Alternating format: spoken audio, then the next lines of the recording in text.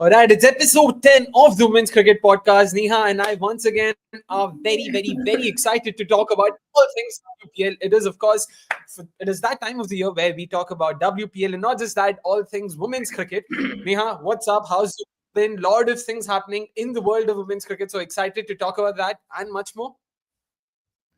Yeah, Akshay, definitely, with the WPL happening, less than a week later, the excitement is at an all-time high. But even from a women's cricket standpoint, right, India winning their second consecutive ICC Under-19 Women's T20 World Cup, it's not a sentence, you can tell every day. So really happy about that sort of an accomplishment. And just so much happening. So yeah, excited to unpack all of that. But more importantly, the WPL, which is kind of like a festival for us, no, in a way. Yeah, for sure. I mean, India winning the Under-19 Women's World Cup is not even probably on top of, the most exciting thing we've heard in the last week or so. And again, it's not a reflection of the feat itself. Fantastic performance by them, by the youngsters. And very happy to see the Indian Colts do well over there. So congratulations, Nikki Prasad and co. But of course, talking about the WPL, we are less than a week away from the tournament opener, which is happening in Vadodara between the Gujarat Giants and the Royal Challengers Bengaluru.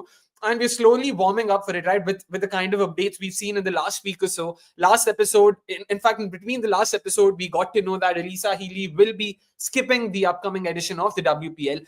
And then, of course, replacements were announced for her. Replacements were announced for Sophie Devine. Kate Cross also ended up, skipping the WPL. A good thing or a bad thing, we'll probably talk about it when we go to their respective teams. But Neha, once again, just final thoughts on that in terms of the updates we've seen so far. Like, that we are now gearing up for the WPL season. Yeah, some very surprising updates there. The Kate Cross one was the, kind of an expected lines because we did see her, not participate in the women's Ashes, and they did, miss her in that one-off test specifically. But the kind of replacements announced, by UP Warriorz, that is them getting Chanel Henry in place of Alyssa Healy was definitely not on, expected lines. So I think we'll still unpack and dissect what was the rationale behind that signing. Also, from an RCB POV, I think Elise Perry will be making her presence. For RCB, at least that's the kind of indication we did get from the awards function. She said her hips are not that much of a concerning, side of things. But all in all, I think all teams are shaping well. We have a lot to look forward to. I think right now all the WPL teams are going on an overdrive with all of these players arriving and making like a big deal about that, which is great to see. And even the engagement from fans has been top notch. So I think the replacements we will discuss through the course of our discussion, but slightly surprising ones. And even the RCB ones, of course, I'm sure a lot of our viewers also would have their perspectives on that. I think collectively we are happy with the Kim Card signing and Heather Graham slightly out of syllabus, but okay, it did happen. But yeah. Yeah, I guess probably we'll start off with, the replacements, and then we'll get into the teams. 3 replacements announced over the course of the last week. Let's start off with the UP Warriorz signing. They went ahead with Janelle Henry, who is going to be replacing Alyssa Healy, for UP Warriorz in the upcoming season. Yeah, you said it's a tad bit surprising. What did you make of this signing? Like, was it surprising to you because of the name sign, or were you just surprised that they did not go for a like-for-like replacement? I think a mix of both. First, let's start off with the like for like itself.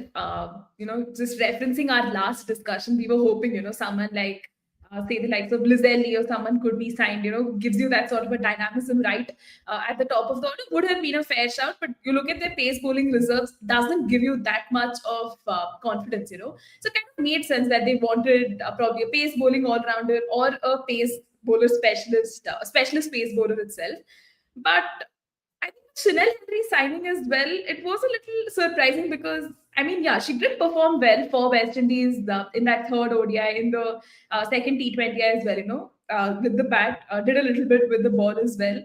Probably that sort of, worked in her favor. Thoda recency bias bhi tha, she has that in her, kind of deliver. And even the WCPL, her performances have been decent. So not entirely shocked with it. Yeah, was Chanel Henry really like at that top in the pecking order of replacements was something, that really got me thinking of the signing. all in all, will she make it to the playing 11 on a consistent basis? Probably not. They would still want to opt for the other internationals they have in their team. So I think UP Warriors has other concerns with respect to captaincy. When are they planning to announce their captain? Is it going to be like a grand announcement, or are they waiting for some vastu or some specific date or something to get the right thing? So just a little confused on that matter. But then Alisa Healy will absolutely be missed, but Chanel Henry making the cut is still like taking time to settle in. Yeah. Yeah, let's probably just discuss one issue at a time. Captaincy के बारे में, while talking about the side, the SWOT, and what we make of it, तब बात कर लेंगे. About Janelle Henry, I at least am happy that they had the sense to go for a pacer and not sign a like-for-like replacement, because there was a lot of chatter around, someone like an Amy Jones being signed, or probably even a Lizelle, opener and all of that. Thankfully, they knew they have enough opening options available. They've got enough batters who can bat at the top, and they needed a resource who could strengthen that pace reserves. So that way, they were thinking in the right direction. Was Janelle Henry the right person for that? Only time will answer that question, because I really thought someone like a Kim Garth would be a great fit for them, or even someone like a Darcy Brown, who brings in that X factor. They could have gone back to Lauren Bell. There was Lauren Filer as well who was available. So they had a lot of options available. Was she best of who was available? Not sure. Again, it also depends on base price and stuff like that, right? Alisa Healy had registered herself at 50 lakhs.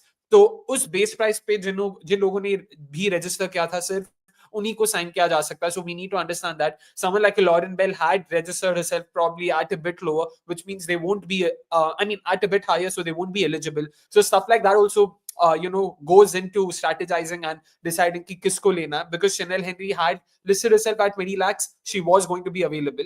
But yeah, it'll be interesting to see for sure. Chanel Henry, one of the first things that comes to mind is that spell against Bangladesh, if I'm not wrong, in the World Cup, that 3 for 10 in 4 overs, was swinging the ball in both directions in that game. She's very handy with the new ball, can clock 105, 110, got a slight bit of a sling, which is what aids her outswingers. So all in all, not the worst of options, can also offer a bit of value with the bat. And anyways, like we discussed last week as well, given that the option, whoever they go for, will most likely not be starting for them, it's not that big an issue. Irrespective of who they choose, their 4 overseas slots are practically locked. And so given that, I don't think we have to read too much into it. But coming to the other 2 signings that happened, Neha, our beloved RCB, they went for Heather Graham and Kim Garth to replace Sophie Devine and Kate Cross, respectively. First of all, what did you make of the signings themselves? Happy with both the additions? I know you said you were happy with Kim Garth. Thoughts on Heather Graham? Yeah, I mean, Heather Graham as well. Tad bit surprised with that signing. I mean, it's difficult, to kind of get that sort of a proper like-for-like replacement for someone of Sophie Devine's stature. But Heather Graham has been doing well for Australia and whatever limited opportunities she has gotten. And even in the WPL, even in the domestic side of things, a pace bowling all-rounder, someone who can actually, deliver properly. I think in one of our conversations as well, we had thrown in her name. Again, she was not right at the top in that pecking order for RCB. But then a lot of interesting Aussie signings at this point. If you look at RCB, it's probably overseas slots. Besides Danny White, it's probably going to be very Aussie dominated or Aussie heavy in that sense. But again, will she consistently make it to that playing 11? I really have my doubts, because a lot of it boils to the conditions. You probably want to throw in those spinners to kind of do the job rather than bring her into the mix. And RCB's probably overseas. Like you can just have 4 players, right? So would she again fit that mix? Probably not.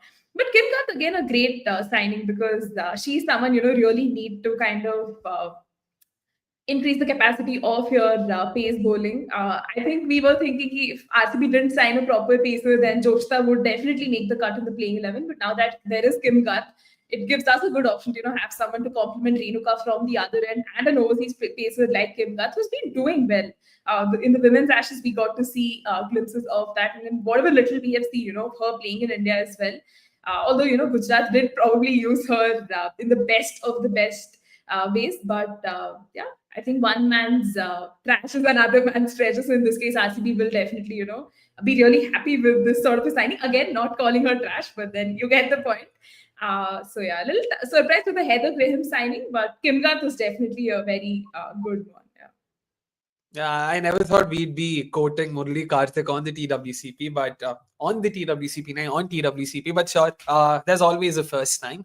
Yeah, in terms of the replacements, I'm happy to be honest with both. I know Heather Graham probably, there were a couple of other names I would have personally preferred over her, but I still don't think it's the worst of options. Bats at number 4, number 5, a more than decent batter, but her bowling, like I said last week as well, not exactly the most reliable option. She's a military medium pacer, mid 90s, early 100s at best. So उनके bowling पे आप depend नहीं कर सकते यहाँ पे. So which means you'll have to be looking at her primarily as a batting option. But all in all, like Neha said, I don't think she'll be starting for us that often. So given that it's all right as a backup option, she's more than handy. And these two replacements importantly have also given RCB a lot more flexibility. They can actually play around with their 11. They've got a lot more options. I was actually worried when Charlie Dean was signed as Sophie Molyneux's replacement. It sort of hamstrung them in terms of how they will, structure the 11. They did not really have too many options. It seemed like yahi inko karna padega. But the addition of Heather Graham and Kim Garth means that now there are different directions they can look in. So excited to see some of that. Time for us, of course, to start talking about each of the 5 sides. Before that, let's just take the comments that have come in. Santosh Jodapa going on to say the RCB Aussie women were attending a game at the Junction Oval. Maybe they will be joining the team at Baroda directly. Seems to be the case. Elise Perry herself, like 3-4 days ago, attended the event, the Australian Awards. Something I'm forgetting the name. So, matlab, है time है. They will also take a bit of a breather. Feb 2nd को Ashes खत्म हुआ था. So there's not a lot of downtime between the two events, so it is understandable why they are taking a bit of a break there. Ayush meanwhile going on to say Bangalore में WPL आप दोनों खुश हो. मैं तो खुश हूं क्योंकि लखनऊ में WPL मैचेस होगा. भाई मतलब अच्छा लगा कि आप खुश हो, एंड आई एम होपिंग कि आप लखनऊ से हो, नहीं तो इस बात पे खुश होने वाली मतलब कुछ चीज है नहीं. बाकी यार उतना तो मैं नहीं बोलूंगा कि मैं खुश हूं. इट्स गुड टू सी कि नए वेन्यूज में मैचेस हो रहे हैं, बट फिर भी यार मतलब था मौका कि बैंगलोर को थोड़े और मैचेस मिल सकते थे. शायद दिल्ली में भी एक आध मैच होस्ट किया जा सकता था, बट ठीक है, देखते हैं क्या होता है. लेट्स होप लखनऊ के लखनऊ के लोग वहां पे आएंगे. तो आयुष, अगर आप लखनऊ से हो, प्लीज मेक श्योर कि आप ज्यादा मैचेस देखो वहां पे, ताकि लखनऊ हरा भरा दिखे. Let's take all the other comments coming in. Santosh, of course, asking us about RCB. Should RCB have gone to the auction with an overseas spot? In hindsight, it would call out, but even otherwise. Santosh, we'll take this up when we discuss RCB. It is an interesting question that. Moira also going on to say, did you guys watch the team bonding video of RCB? Like, I've never seen this Gundi side of Smriti before. Also, Renuka seemed like a proper Ladaku. Of course, we also had great fun. In fact, I guess that's what I enjoy about RCB during these tournaments more than the on-field performances, is the content that they churn out. It's just fantastic to watch. And maza aata hai. So we did catch Neha. You also saw some of that, right? Yes, I did. Yeah, it was really fun to see this side of our players. Yeah. 100%. Meanwhile, Asim saying on 31st of Jan, England had their fielding masterclass in women's Ashes. Nicole Bolton from Australia coming in instead of Lydia Greenway as the MI fielding coach. Any correlation? यार मतलब ऐसा मत करो भाई. ऐसा, don't draw such parallels. Let's not go false equivalence. I'll just leave it at that. Janvi meanwhile telling Danny Pez, Boydham, and Kim Garth are my first picks, and they also seem quite good. We will miss Molyneux though. Dean and Graham as backups seem fine too, but we need Pez to recover. Completely agree with you on all those points. It will be very important for Pez to recover and be at her full tilt in order to ensure that RCB actually put in a fair shout at claiming or defending their title. Deepak Singh landing without much cricket after retirement. Can she deliver this time with the bat? Delhi Capitals की जब बात करेंगे, we'll definitely talk about this in great detail. मेरे brother भाई, मैं लखनऊ से नहीं, वाराणसी से हूँ. चलो भाई, वाराणसी भी पास ही है, एक ही स्टेट से हो आप. Please, अगर टाइम मिले तो मतलब just make sure you do go to Lucknow, catch a couple of games. 4 games happening in Lucknow, and if I'm not wrong, Lucknow is playing each of the other 4 teams once. So it's Lucknow RCB, it's Lucknow Gujarat, Lucknow Delhi, and Lucknow Mumbai. जो भी आपको पसंद हो, please make sure you go and check out a game. Meanwhile, Santosh also going on to say, more than some of the overseas players missing the initial games, RCB might see Asha's absence hurting more. That's a very good point, and something I was saving up on for the RCB chat, and I'll hold on to my thoughts for it, but that is a very valid point. Asha Shobna not being available will definitely be a cause for concern for RCB. Pavan, meanwhile, registering his attendance. Hello, Pavan. And folks, all of you watching, please make sure to hit the like button if you haven't already, and also subscribe to us if you haven't already. Or aap jo janta Twitter pe dekh rahe ho yaar, please hop onto YouTube. Let us know in the comments what do you make of each of the teams, what do you make of our opinions, and importantly, why are we wrong? And also make sure you've hit the like button if you haven't already. So time for us now to talk about each of the 5 teams, Neha. Let's start off with last year's wooden spoon winners, Gujarat Giants. Not exactly the greatest of seasons the first 2 times. And given the kind of additions they've made, in season 3 or ahead of the season 3 at the auction, it does seem like they might be able to make a turnaround. But what do you make of it, Neha? Initial thoughts on Gujarat Giants? Yeah, I mean, Gujarat Giants is one team that I think, we have consistently said have to get a lot of things right, their basics. Just looking at their performances across the 2 seasons of the WPL, far from ideal. I mean, they have such great players in their, mix, and they've just managed to still underperform, which has been a little surprising in that manner. And I think this time around, being led by Ash Gardner is definitely going to be a massive boost, to their fortunes, because last season ke end mein hi Beth Mooney had clearly said, "Ki boss, I don't want to captain anymore." And I think we were also a little like on the fence. She's already told why are they, using her on all the promotion materials. But glad to see they have announced that, Ash Gardner is the captain, so we will see a fresh, captain who will be leading the side this time around as well, with the signing of Deandra Dotton as well. Very, very excited to see her. Hopefully all the drama that kind of unfolded, those few years back doesn't, come to haunt her or the team. And a fresh mix of domestic players and international overseas players should, see them perform a tad bit better. They will, I think, kind of want to leverage that home advantage, resonate with the fans, and just leave a mark. Hopefully, not end at the bottom of the table, but a lot at stake for them. And hopefully, this season around, they can, try to make it to the playoffs, if not go all the way. The unit definitely looks positive, compared to last year. Although the core remains the same, but they're all coming in with good performances and confidence. So, hoping they can, challenge the mighty teams in WPL. Yeah, there are a couple of very interesting additions there. Some of them extremely good even. Deandra Dotton comes to mind. So agree with you in terms of how Gujarat Giants are shaping up ahead of season 3. They are looking formidable. Importantly, all of the players are going to be available. The first 2 seasons saw them struggle with injury concerns to some of their key players. Beth Mooney in the first season, Kashmi Gautam, the most expensive player in the season 2 auction, wasn't available for them in season 2. So seeing all of them come together might, bolster their chances that way. But yeah, in terms of how that top order is looking, we will talk about it. How the bowlers are looking, definitely lots to chat about on that front. Let's start off with our 11s. Neha, let's have your 11 out first for the Gujarat Giants. What are your thoughts on this first 11, and why do you think this is how they will shape up?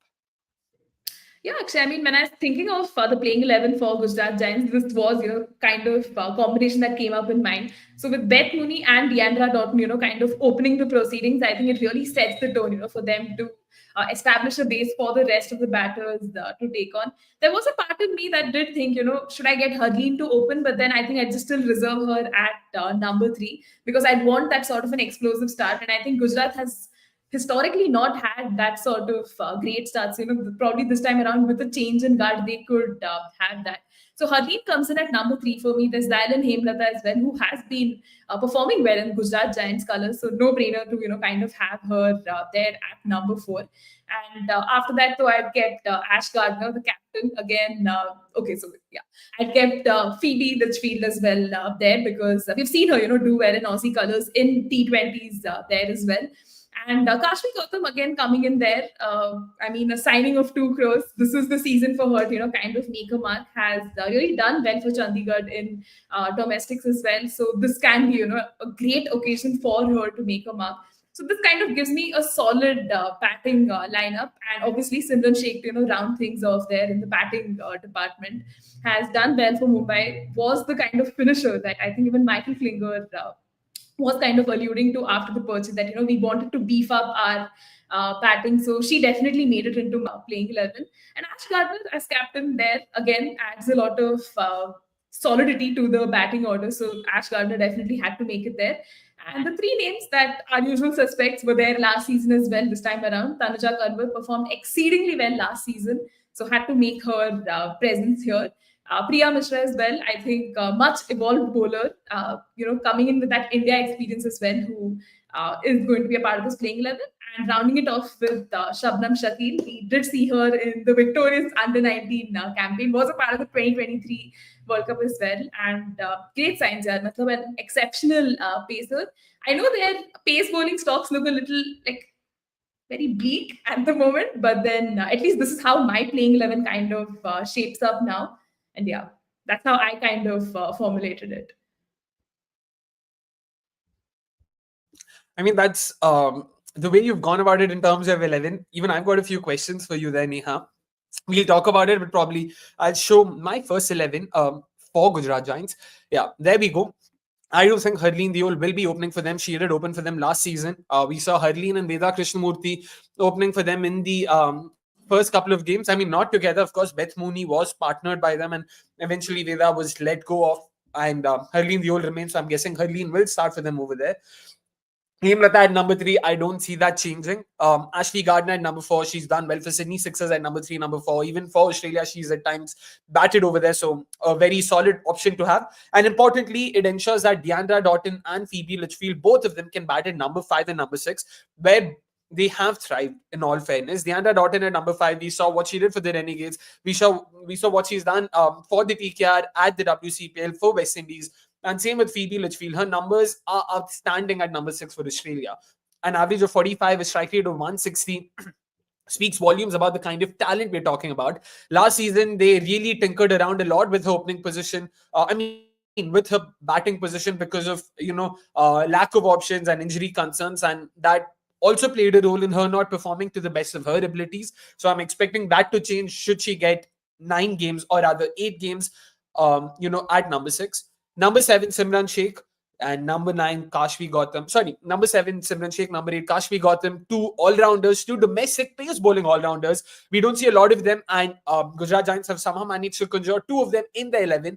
1.8 crores for one, 2 crores for the other. So that's a lot of money they've already shelled out for the 2 domestic youngsters. So it'll be interesting to see how those 2 buys pan out for the Gujarat Giants. A lot riding on them. They've clearly placed a big bet. And they will be hoping that they do come good for them. Number 9, Tanuja Kanwar. She's offered value with the ball. She's also importantly scored a couple of crucial cameos for them in the last season. Left-hand batter, slow left armer. So no 2 questions about the fact that she will be starting for them or not. And at number 9, definitely she will be there for me. Priya Mishra, my player to watch out for in the last season, did not get a single game. Hopefully, we will see her making her WPL debut at least in season 3. She's already played for India in both white ball formats. So yeah, fingers crossed we'll get to see her very soon. And then to cap off their 11, we've got Shabnam Shakil, who took the last season of the WPL by storm. The way she started off against Delhi Capitals and then the next couple of games. She's recently also won the World Cup for Team India. So she will also be riding that high. And Gujarat Giants will be hoping that she will be able to come up with extremely good performances coming off of that tournament. But that's how I'm looking at Gujarat Giants' 11, Neha. You've gone with someone like a Deandra Doughton to open. Do you think they might actually end up doing that? Or is this what you want them to do? I think this is a case of me wanting them to sort of do that because ऐसे बोलते हैं दिल पे पत्थर रख के I had to keep Laura Wolfart out because when you look at Beth Mooney and Laura Wolfart, I mean both of them kind of play that sort of an anchor role. They take their time to build on the innings and eventually get started. I think the women's T20 World Cup, we did see Laura, kind of give those sort of great starts and because you have someone like a Tasman Brits at the other end, so you need to be at your attacking best. But in case of just Deandra opening the innings, I thought I think Beth Mooney and her would really be able to complement each other well. But I think that sort of an attacking start is what I had in mind at least. But then now that I see would Deandra Doughton be better in the middle order? Say they have like a top order collapse. So having someone like Deandra come in later as well, would really help. Because West Indies has also had a lot of situations like that, right? The moment they lose Hayley Matthews, it's not like match khatam ho gaya, TV off kar lo. There's still Deandra Doughton who is coming in later as well. So that is another way of definitely seeing it. But at least mere isme tha ki, a great opening stand is something Gujarat will need, and no better duo than this to kind of get started. All right, interesting. Let's see if Gujarat Giants echo Neha's thoughts. I still do think number 5 is where Deandra Doughton will, offer her best, because she is more of a batter who can start from the get-go, and that's what you're looking for in the middle order.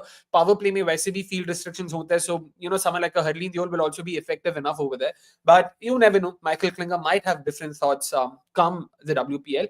And folks, all of you chatting, we will be taking your comments in due course. पहले हम अपना analysis, we'll just give out our opinions, and then we'll take the comments just to ensure that we don't sort of lose our flow or our train of thought. Coming to, of course, Gujarat Giants, strengths, weaknesses, opportunities, and threats, SWOT in short. Let's see what the graphic says. And is the graphic out? I'm hoping the graphic is out. Yeah, there it is. Finally, mere mein thoda lag tha shayad. Strengths, of course, the addition of Deandra Doughton. We cannot talk enough about how important a cog in that Gujarat Giants wheel Deandra Doughton is going to be. A massive addition and a much needed addition at that. Last year, they really struggled to attack or play attacking cricket, barring a couple of games in the latter half of the season where Beth Mooney and Laura Wolfart really gave them solid starts. They just struggled, for some of those explosive cameos, for someone who could inject a few boundaries, inject some momentum in the batting lineup. And Deandra Doughton is definitely the perfect person for that. Add to that her bowling abilities as well. The fact that she can bowl in the power play, in the mid overs, and she's got some gun knockers that she can execute at the death. She will be a much needed shot in the arm for them. Explosive batting lineup goes without saying. Phoebe Litchfield is in great form. Ashley Gardner has been doing really well with the ball. Batting maybe unhone काफी अच्छा किया. We all saw her notch up her maiden ODI century. Then she also followed it up with a fifer in the test match. So definitely something to look forward to. Importantly, they are definitely, not short of youth. Given the kind of youngsters they have, the number of youngsters they have, Shabnam Shakil, Priya Mishra, Mannat Kashyap, Tanuja Kanwar, Simran Sheikh, Kashmi Gautam, you name it, and almost every youngster who's in the fringe of the Indian setup, you would find them at Gujarat Giants. When it comes to weaknesses, though, downside of having a very young side is that they have a very inexperienced pace attack. Shabnam Shakil is probably the only frontline pacer they can afford to play, given how their options stack up. Apart from that, they've got someone like Simran Sheikh and Kashmi Gautam who can add value, sure, but they don't really have the experience at the highest level. So it'll be very interesting to see how, those two fare in this tournament, because Simran Sheikh also hardly played for UP Warriorz in that first season and hardly bowled, importantly. Even when she played, it was mainly for her batting. This will be the first time both Kashmi Gautam and Simran Sheikh will be bowling. So it'll be very crucial to Gujarat Giants' chances for them to come good. And a direct consequence of that would be that the spinners will have to step up. But unfortunately, even in that case, their spin attack consists of Tanuja Kanwar, Priya Mishra, and Ashley Gardner. Ashley Gardner is probably the only bank they have along with Deandra Doughton. But again, we're not sure if Deandra Doughton will be bowling 4 overs day in, day out. Like, is she that bowler? Not entirely sure of it, which means they will be reliant on the spinners to come good. Tanuja Kanwar gave a very good account of herself in season 2, but it is important that she continues on that good work in season 3 as well. Opportunities and threats, Neha, what do you make of them? Yeah, I mean, just looking at the opportunities, looking at the core of Gujarat Giants, they have such exciting talents to watch out for. One definitely has to be Kashmi Gautam. Matlab, her injury was very heartbreaking, and the fact that the team management has still, kept faith in her abilities was remarkable. So quite excited to see, how she kind of fares. Even the likes of Simran Sheikh, I mean, the kind of belief, that was shown, and in picking her at the auction for that amount as well, goes to show, right, that they really believe that she has it in her. So excited to watch her go. And even looking at Priya Mishra and Shabnam Shakil, like Priya Mishra has not yet made her WPL debut, so this will be a great chance for her to, kind of make a mark. And same goes for Shabnam as well. I mean, last season we got a glimpse of the kind of promise she has, but will she be able to carry it on and bring that sort of a brand of cricket to this WPL is something I'm definitely looking forward to. And opportunities, obviously, playing in front of a home crowd, that is something every WPL team definitely wants to leverage and make the most of, right? Gujarat Giants is again one of the newer teams, right, that got added with UP Warriorz. They don't have like a men's equivalent team. So for them, it was obviously like getting right from scratch to, getting fans and all of them on board. So I think playing in front of a home crowd will definitely, bring them that sort of an advantage. I wouldn't exactly call it like home advantage ki matlab conditions sab kuch pata hai, but then at least the fact that you have a crowd that is backing you, so I hope the crowd there does kind of justice to that. And I think the opportunities, one more point I did want to add was the fact that Ash Gardner will be captaining. I know it's in the threats part of it as well, but I think it'll be a great opportunity for her to captain a side. We've seen her be a part of leadership groups and be a senior player in most of the teams she's played at, be it at the domestic level in Australia or even, like at large in any other team. So for her, it'd be a great opportunity to kind of exercise her captaincy and see where it kind of goes. And I think just also weighing in the threats part of it, one definitely has to be the lack of experienced bowlers. We are looking at the bowling of what Tanuja Kanwar, Priya Mishra, and Shabnam Shakil with not really a lot of options there on the pace front, right? I mean, Deandra Doughton can definitely offer you some overs, but then again, as you rightly said, is she someone who can consistently give you those sort of 4 overs? Not sure about that. I think a lot will then rest on Ash Gardner to get you those wickets, and she has blown hot and cold. So not entirely sure what's going to happen there. I mean, I'm not telling that Tanuja Kanwar, Priya Mishra, and Shabnam Shakil are not your best options, but again, they don't reek of that much of experience that that they would get you wickets on a consistent basis. So we'll really have to take that on a case by case basis. And even Simran Sheikh and Kashmi Gautam can offer a little with the ball, but then can they be penetrative to get you those wickets when you need is something we will definitely have to, this will be a testing the waters phase, so to say, for them. And yeah, I mean, the over reliance on the top six is a given. I think in the playing 11s that both of us kind of conceptualized, it's more or less the same, right? You have the likes of Beth Mooney, Harleen Deol, Dylan Hemlata, Ash Gardner, Deandra Doughton, forming the crux of that top five, top six. So they will really, really have to get going and they will have to fire because the other things are going to get very difficult for them. I mean, just looking at the pitches as well, if it really ends up favoring the spinners a lot, will these batters be able to do their job? I mean, definitely looks like a much better and settled unit than what we did kind of, see last year. So kind of hoping for that. And last but not the least, just weighing in the threat of Ash Gardner's captaincy is the fact that she hasn't captained a lot, except that Governor General's game versus Pakistan in 2023. And I mean, they eventually did end up winning, but then for her, it's just going to be quite an experience, captaining a WPL side. I mean, Beth Mooney is again a player who comes in with that sort of a great CV, but did not have the best outings, in the WPL, leading this young side, which has so many Indian players, mixing, just getting the synergy with everyone together will be, that sort of a massive challenge. Excited for her, but I think it will still be a massive, massive challenge. So fingers crossed, Gujarat can kind of, figure their stuff out and put in that sort of a memorable performance, because back to back, just sitting at the bottom of the table is an absolute disservice, to a team that is trying to find its feet. So yeah, just hoping for that. And these are the opportunities and threats.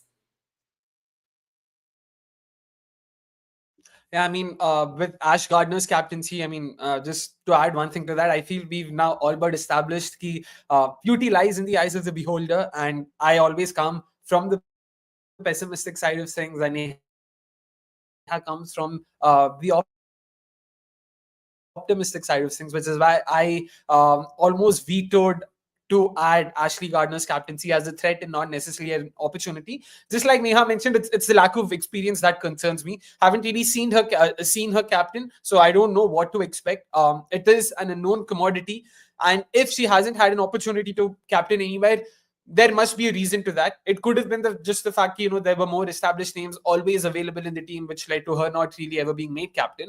And yeah, hopefully she does come good for them. So no two questions about it. That because it's just based on how you look at it. And this is a way for us to just classify the pointers. So you don't need to hold us to it. The idea is to just bring out those points, put forth those points. So you can agree to disagree, and we're more than happy to accept them as is.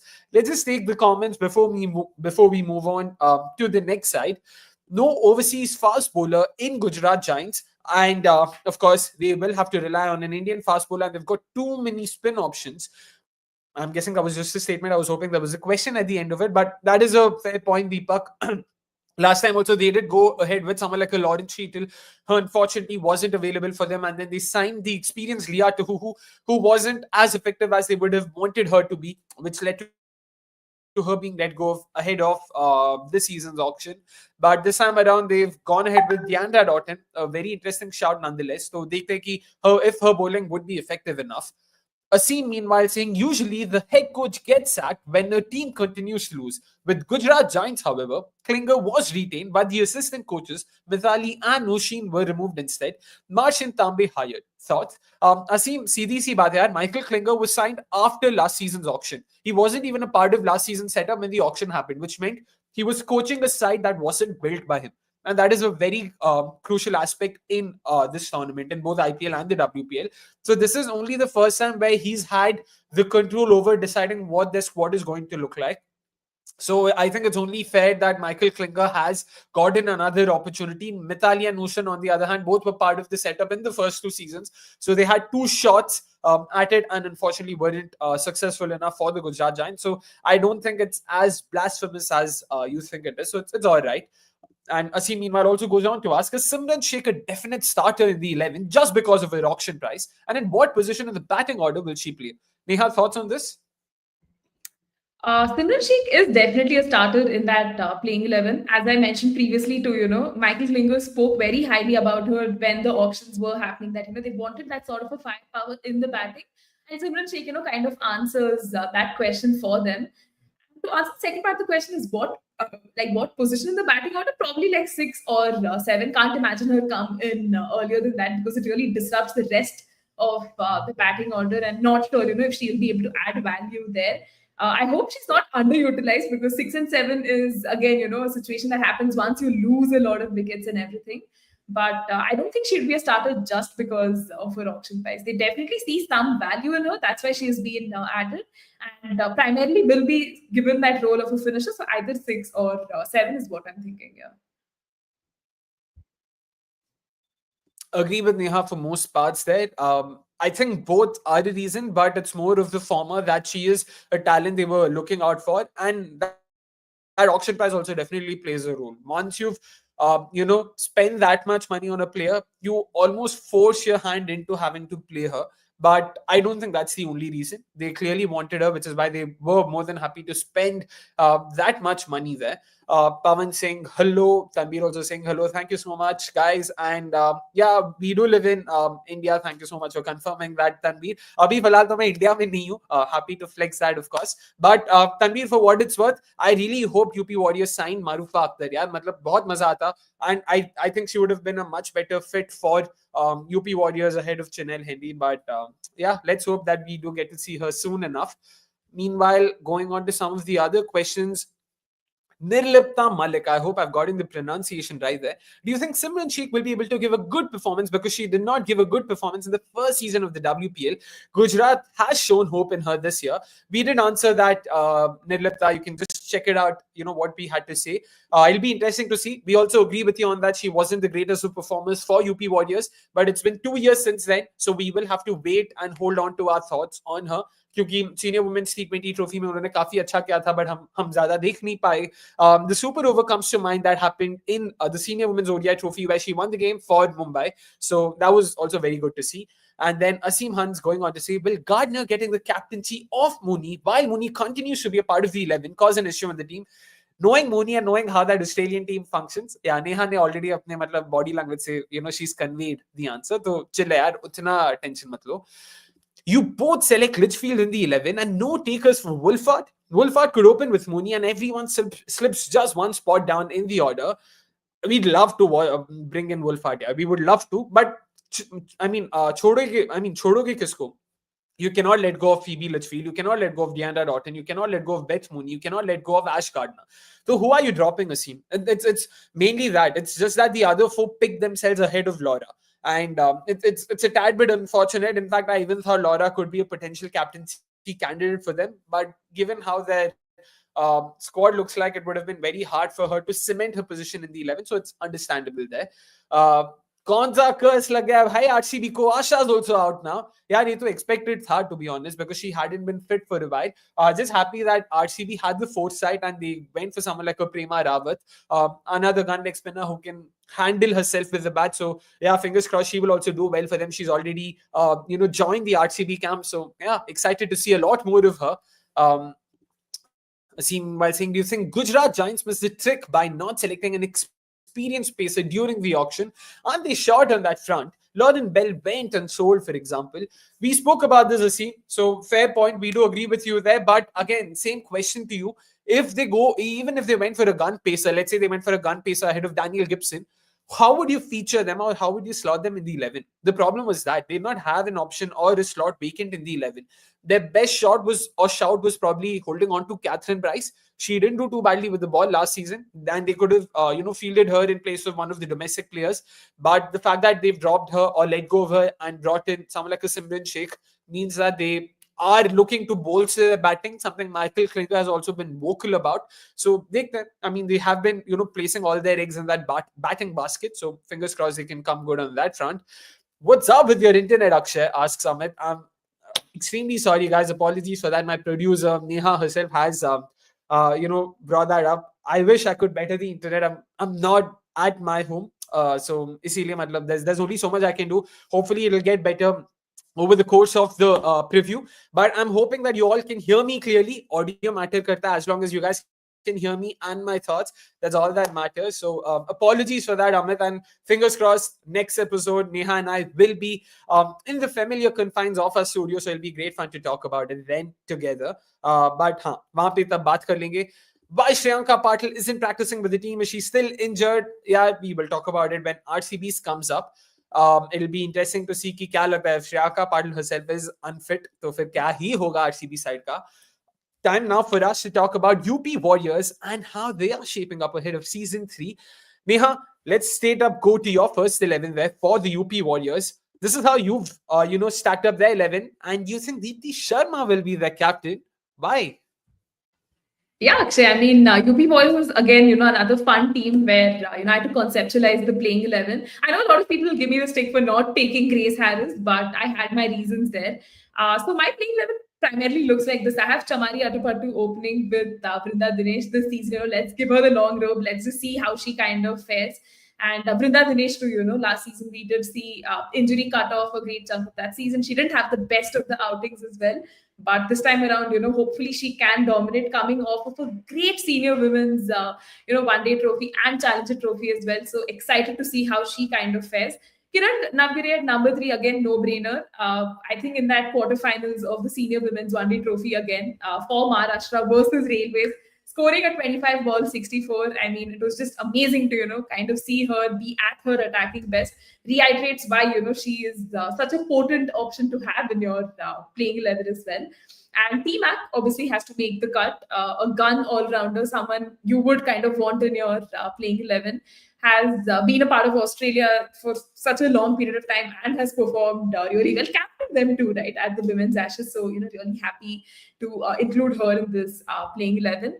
And Deepti Sharma is my captain. I think last episode, guys, please check that out if you haven't already. I endorse Deepti Sharma as my captain because the kind of value she brings to the team has always been a part of like the leadership group in every single team she's been a part of, and I don't see any reason why she shouldn't be the captain. Last season ki MVP bhi reh chuki hai wo, so comes in with that sort of a wisdom and experience. So although UP has not announced their captain, I think it's going to be Deepti Sharma and Uma Chetri, obviously, my wicket keeper. In the absence of Alisa Healy, Uma Chetri had to, kind of make the cut and be the wicket keeper. Hopefully, she gets a good run and is able to, kind of make a mark for herself. Poonam Khemna too, again, another name who has been making the waves in domestic cricket in the Pondicherry T20, league that happened in 2024 as well. Performed really well, and even with her time in RCB, although she was like criminally underutilized, she does have that sort of finishing abilities. But here she definitely, kind of merits the place for herself. And Sophie Eccleston, she's your premium T20 bowler. So again, definitely had to include her. The women's Ashes say I think the biggest positive was her. So hopefully, she can carry on that vein of form here. And in her time for UP Warriors, she's been exceptional for them. And Saima Thakur as well, again, a much evolved bowler, having that India experience and doing so well for Mumbai in whatever matches she has played this season. So excited for her. And rounding that off with Kranti Gaud, I mean, just go and see the video of her bowling in that final of the senior women's one day trophy, and you'll know why we kind of included her in the playing 11. Absolutely love seeing her bowl in full flow, and I think she's WPL ready.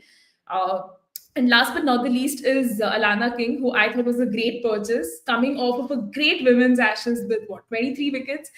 And I think on Indian conditions, although I did have certain reservations, will she be able to do well? I think she will be able to do well. My mind goes back to the T20 series that Australia and India played, and the way she's able to loop in the ball and actually like challenge batters. Definitely makes her a very very enticing prospect. See, and imagine Sophie Eccleston and Alana King, bowling in tandem. Obviously, it's a dream come true for any women's cricket fan. So yeah, I think this is how my UP Warriors kind of stacks up, and yeah. I mean, before even I go further, I probably have to make it a thing, I guess, कि एक mandatory flex होना चाहिए. Neha, remind me again, auction के बाद who was the like one of two names I mentioned, domestic players जिनको हमने देखा नहीं है खेलते हुए कि भाई इस पे नजर रखते हैं, WPL ये start करेगी हमारे लिए. Just remind me, why was it Kranti Gaud? Like, I'm happy to see her come good though. I mean, obviously, Akshay, you had to flex that, but Anyway. Kranti Gaud, I think, also makes presence in your 11. So please flex about it again there. Yeah. Yeah, of course. I mean, now after those performances, I guess it's all but confirmed that she will be starting for them. In fact, I remember Lisa Stalekar also tweeting about her a couple of weeks ago after the Senior Women's ODI Trophy final or the semi-final, where she came up with that brilliant new ball spell, and she retweeted and quote-tweeted saying कि बस हमारी team है, देखो सही है. So, I mean, fingers crossed she will come good for them, of course. Speaking about my 11, though, I agree with some of the comments there. Like Arish also goes on to say, Grace ahead of Chamari all day and every day. And same is the case for me. I mean, I have gone ahead with Vrinda Dinesh and Kiran Navgiri to open for me. Vrinda Dinesh picks herself. She was bought by the UP Warriors last year for £1 crore.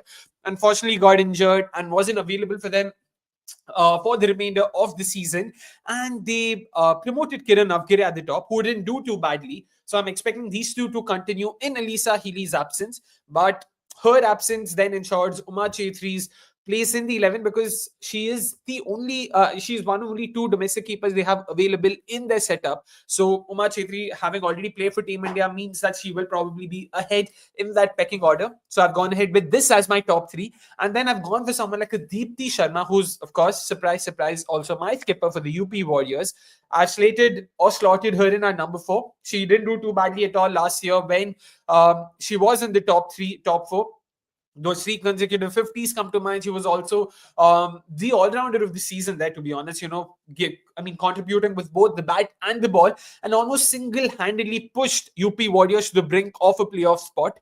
That Gujarat Giants game, unfortunately, she wasn't able to hit a 6 of the last ball, and they ended up on the losing side. Then Talia Migra at number 5, Shweta Sehrawat at number 6. Shweta, I was still confused कि Shweta के साथ जाना है कि पूनम के साथ जाना है. They did back Shweta at number 5 last season. I have no reason to believe why they won't continue doing that. I know she's not exactly had the greatest of domestic seasons this time around in the ODI and in the one day and the T20 format, but I still think they will stick to her. But they can also go ahead with Poonam Khemnar in that position because I really liked what I saw of her over there. Grace Harris at number 7 will be my finisher. Sophie Eccleston at number 8, Alana King at number 9, Saima Thakur and Kranti Gaud round up my 11. 3 pacers, and then you've got arguably the most incredible spin bowling attack I've ever seen in the history of women's cricket. Like, I'll go as far as to say that Deepti Sharma, Sophie Eccleston, Alana King, number 1, number 2 all-rounder rankings, Deepti, Sophie. फिर Alana's bowling rankings पे top 5 में. मतलब तुमने पूरा सबको ले लिया. They will be playing 3 of their games in at the Lucknow Stadium. At Ekana in Lucknow. Santosh Odapa correcting me rightly. They won't be playing 4. They'll be playing 3 games, which is expected to be spinner friendly. They'll also be playing at the stadium in Vadodara, which was also fairly conducive to spinner. Was staying low, staying slow. In that Ireland series. So the spin attack will definitely be more than handy. And then at the likes of Kranti Gaud, Saima Thakur and Talia Migra, I think they've got a more than decent bowling attack. And then with the batting, of course, they will have to rely on some of the domestic options who haven't proven themselves yet. But Vrinda Dinesh is entering WPL Season 3 on the back of a fantastic ODI trophy, on the back of a fantastic one-day challenger trophy, one-day trophy, T20 challenger trophy, T20 trophy. So given that, there's enough reason to believe that Vrinda Dinesh might also be able to come good over here. So I'm expecting a lot more from the Bangalore girl there. So fingers crossed she'll come good for them. But yeah, all in all, this is my 11 for the UP Warriors. And folks, all of you chatting in the comment section, we'll take your comments once we're done with our thoughts, just airing out our thoughts. Like we said earlier, we'll first just air out our thoughts so that we don't lose our flow, and then we'll take all of your comments. So feel free to comment and let us know what you think of our 11s. If you have any other player featuring in your 11, is someone like a Chinel Henry coming in, or if someone who is the 6 overseas option, I'm forgetting. कौन है भाई 6 overseas option उनका? Chinel Henry in place of Elisa Healy, and they brought in, I'm forgetting. Let's in due course अगर याद आता है तो बात कर लेंगे उनके बारे में भी. But yeah, do let us know if you think there's any. Oh, Chamari is of course the other option. Wow, Chamari and Chinel Henry are the two other options who I haven't featured. Yes. But yeah, coming to of course the SWOT analysis. Yeah, Neha, you can probably start off with the strengths and weaknesses. क्या लगता है आपको are UP Warriors strengths and what exactly are their weaknesses? Yeah, I mean, let's start off with their strengths. I think one thing we'll have to give to UP Warriors is the presence of their power hitters, right? The likes of Brinda Dinesh, who's kind of like Brinda Dinesh 2.0 after that great one-day trophy and challenger trophy. Excited to see how she is, able to get their all guns blazing and give those starts for UP, because they will be missing Alisa Healy. So you need someone at the top to, be that sort of an enforcer. And again, with opening with Chamari, at least in my mind, it was that. So that right-left combo really helps the cause. And even just looking at the rest of the pattern with Kiran Navgire, T-Mac, Deepti Sharma, Uma Chetri, and Poonam Khemna, clearly there is a presence of power hitters that will bolster, the kind of totals they want to put on board. Strength obviously has to be the gun spin attack. I think we have raved enough about it with the likes of Alana King and Sophie Eccleston operating from either ends, with Deepti Sharma also in the mix. I think this is more than more than competent bowling, spin attack that they kind of have in place, and will really keep them in good stead as well. And even just looking at the vibrant all-rounders, right? At least in my playing 11, the likes of Chamari Atapattu, you have T-Mac, Deepti Sharma, Sophie Eccleston, these are all actual great all-rounders who can add a lot of value on any given day and contribute with the bat and ball. Even Sophie Eccleston, man, for that matter, can tonk a few. So excited to see how she kind of goes. So vibrant all-rounders definitely has to be a feature for the UP Warriors. And I think compared to other teams as well, UP Warriors had a very quiet sort of an auction. They just purchased a few picks here and there, and much later, they did eventually. I mean, they had to get Chanel Henry because Alisa Healy was injured, but I think they were convinced with the kind of core they have in place. So that really goes to show the team management's faith in their abilities as well. So yeah, that's about the strengths, obviously. And looking at the weaknesses, I did put absence of Alisa Healy as a weakness because she was your captain for 2 seasons. Blew hot and cold, but still, there was a sense of confidence ki ha yaar, matlab Alisa Healy is right at the top of the order. She can give us those sort of stats. Is your wicket keeper as well, so can keep an eye out on all the fielders and just be the kind of captain she is, right? So that's definitely going to be a massive miss for UP Warriors as well. And looking at the other weaknesses as well, yeah, the reliance on the top order as well, right? They would kind of need them to click on every single day, otherwise things are going to get a little difficult. Either way, they go with Akshay's playing 11 or mine, you would still need that top order to click. And also the inexperienced lower order, I think that will also come to kind of bite them. I think in both mine and Akshay's playing 11, the top order is a little heavy there. I think in Akshay's playing 11, at least there is Grace Harris that's still coming in at 6 or 7, gives some level of confidence. But I think with that largely untested, lower middle order, it might be a tad bit concerning, at least from my playing 11 POV. So yeah, I think these are at least the strengths and weaknesses that I have assessed on a surface level basis. But yeah, Akshay, if you have any other points to add, or you can just go to the opportunities and threats.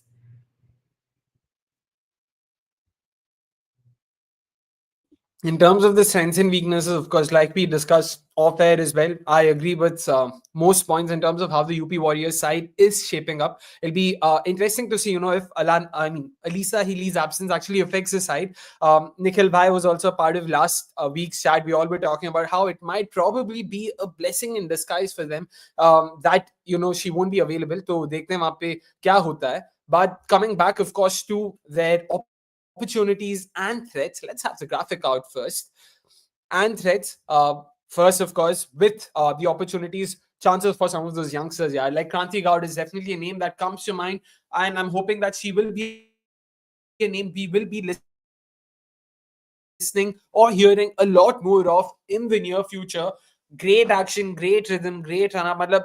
She's the quintessential pacer that we all want in our side. That way, she offers a lot of value with the new ball. Importantly, beautiful seam position. She's more of an outswing specialist that way. Haven't seen bowl her.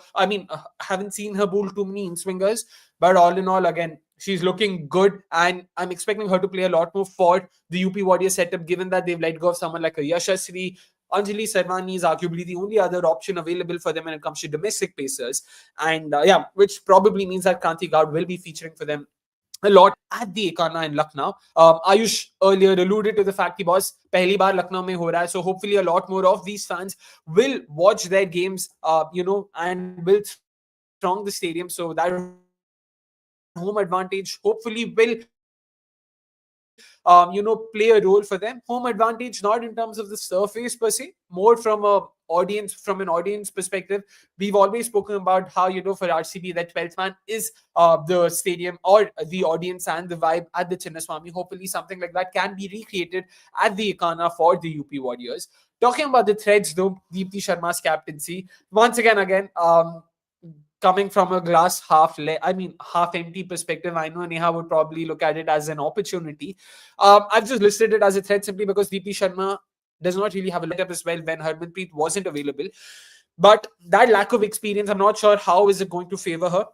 But what comes to mind, of course, is the one game I did watch at the stadium last year. I'll have to, all my thoughts about Nats of a Brunt, Talia Megra, Deepti Sharma, like in terms of that tactical look comes from what I saw on the field. Because off the field, the camera हमेशा batter bowler centre पे रहता है तो दिखता नहीं है.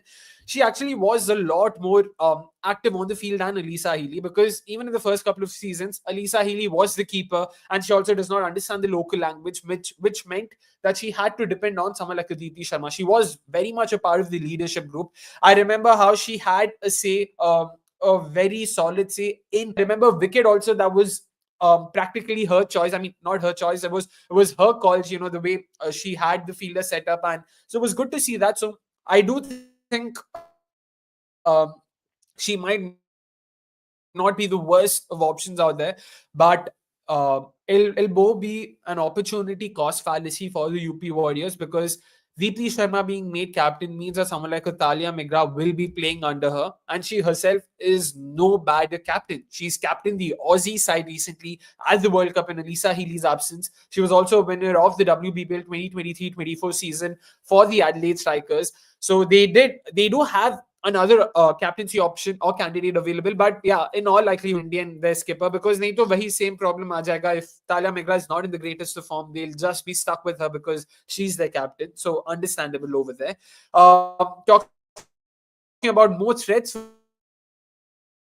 for them, of course, finding the right balance. If you looked at how Neha's 11 shaped up and how my 11 shaped up, there were already differences on that front as well. So given that it is important that they find what the right balance is, will they go ahead with Chamari? Will they go ahead with Grace? Do they go ahead with an overseas pacer in Chinel Hindi, or do they actually back the ability of someone like a Kranti Gaud? There are a few questions they will have to answer for themselves, and it will also be surface dependent. So on a flat surface like the one at the Chinnaswamy, probably someone like a Chamari would suit them easily. They will have to be a lot more agile tactically, so that is important. And John Lewis has been known to be someone who is firm in his in his selections and his thought processes. So it will be something to watch out for in this season. And talking about the threats, of course, about their last thread, of course, it is that pace reserves. Ability to काफी है, skill काफी है, talent बहुत ज्यादा है, but यार you cannot hide the fact or deny the fact कि यार experience नहीं है. Kranti Gaud ho, Saima Thakur ho, both haven't had a lot of experience at the highest level, and unlike international cricket, WPL mein you will be playing in front of much bigger crowds, and that's a pressure of its own. So it is important for them to be able to, adjust to that situation, just be able to absorb that pressure. Will they be able to do that? That's something we will have to, keep an eye out for. It's not something that can be answered. It's not objective. So wo dekhna padega. Experience pace or pace option available for them.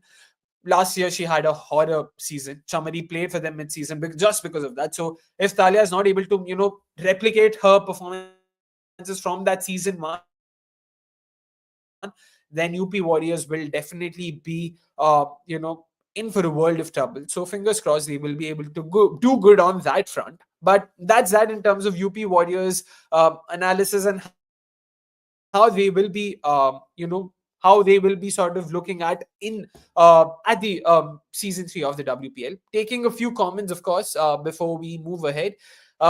Money asking us, hey guys, why teams like Gujarat and UP Warriors haven't even considered associate players like Catherine Bryce or Tara Norris as a pace bowling option because of the lack of pacers in India? Neha, thoughts on this? Yeah, I mean, not to single out these two teams, but a little surprising that they didn't kind of have that sort of a foresight before investing in pacers as well. And money, I think just to like contradict you there is no lack of pace bowling options in India. मतलब आप under 19 World Cup से देखिए, अपने domestic circuit में भी देखेंगे, तो we have a lot of pace bowling options. It's just about them not getting enough opportunities to kind of make a mark for themselves. But looking at UP Warriors itself, right? I think because they're so confident with someone like a Saima, someone like a Kranti, I think they're like, it's fine, conditions ke mutabik we can rotate these pacers, so, bring someone like an Anjali Sarvani if needed. But yes, I agree with this part that definitely they should have considered the likes of Catherine Bryce, Tara Norris, or even gone for a full-fledged one like how Akshay has been pushing for Lauren Filer, Lauren Bell, sab log the, matlab, who could have been picked up. Hopefully, in the next edition, at least we will get to see that, with more teams, more of these players getting picked. But yes, good signs are there are a lot of pace bowling options in India. It's just that they need to get opportunities. Yeah.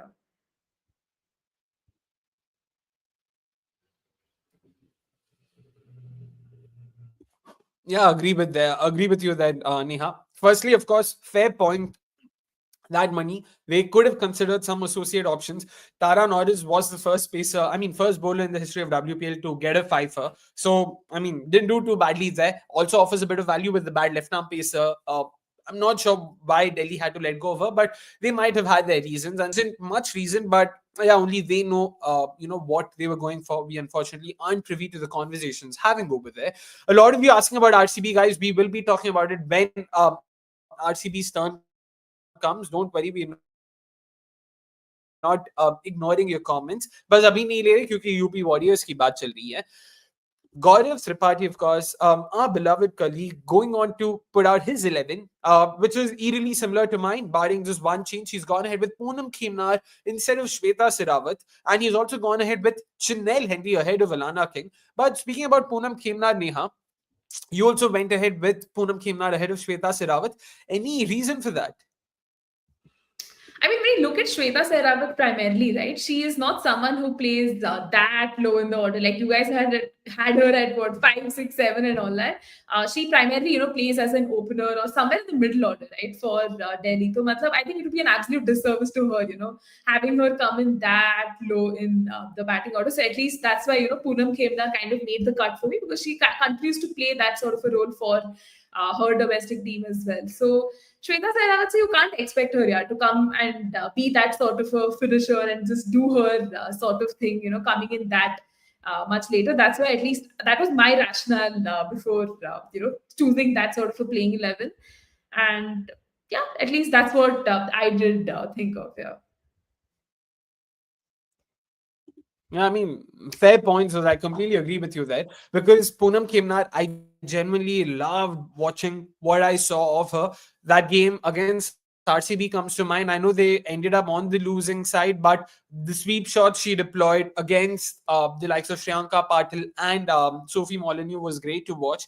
And then also in that game against Gujarat Giants, we all remember Deepti Sharma's 50 ball 88. Don't forget, it was Poonam Khemnar on the other side, on the other end in that partnership. She also came up with a crucial 30 ball 40 or there and thereabouts. So I think she's shown enough ki boss hai mere mein, main khel sakti hu yahan pe. So I wouldn't mind that as well. I just went with Shweta given her age and given the kind of cricket she plays. I enjoy that brand of cricket. So fair point that. To dekhte how are the UP Warriors going to look at this.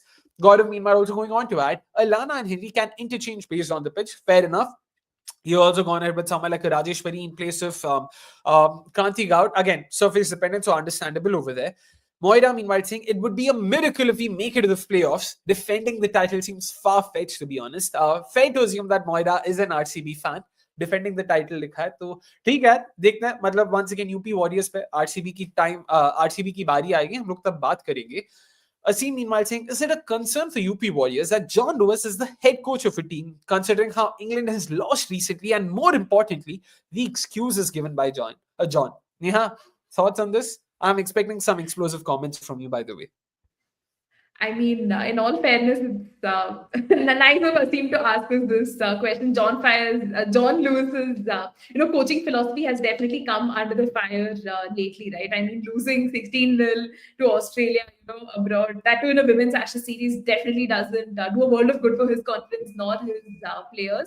But somewhere, yeah, it is a concern for UP Boys having him as the coach, because ahead of the season as well, when they made a few releases, right, with the likes of Yashashri or Pashvi Chopra, the way he spoke about them, like, ki haan, they didn't have much to offer, this and that. I mean, loved how candid he was and everything. But then I think it really breaks the confidence of these young players, right, who've been a part of like that under-19 World Cup winning squad. And now we see them nowhere in the reckoning, They do play domestic, obviously, but then I think it really breaks the confidence of players when you say such statements publicly. I think even for John Lewis, right, the season will be a defining one, considering how UP Warriors did make it to the playoffs in the first season, and the second season they kind of didn't make. So hopefully this time around he can prove all of us wrong and ensure UP has a great season. But a lot of it will boil down to the kind of combinations he comes up with. Last season as well, there were a few decisions we were like, wait, what is happening here? You just can't bring in so many changes, at very abrupt or not so appropriate junctures of the, tournament and everything. So I hope he can prove us wrong. But I think the season is going to be very, defining type for him, whether he continues or not.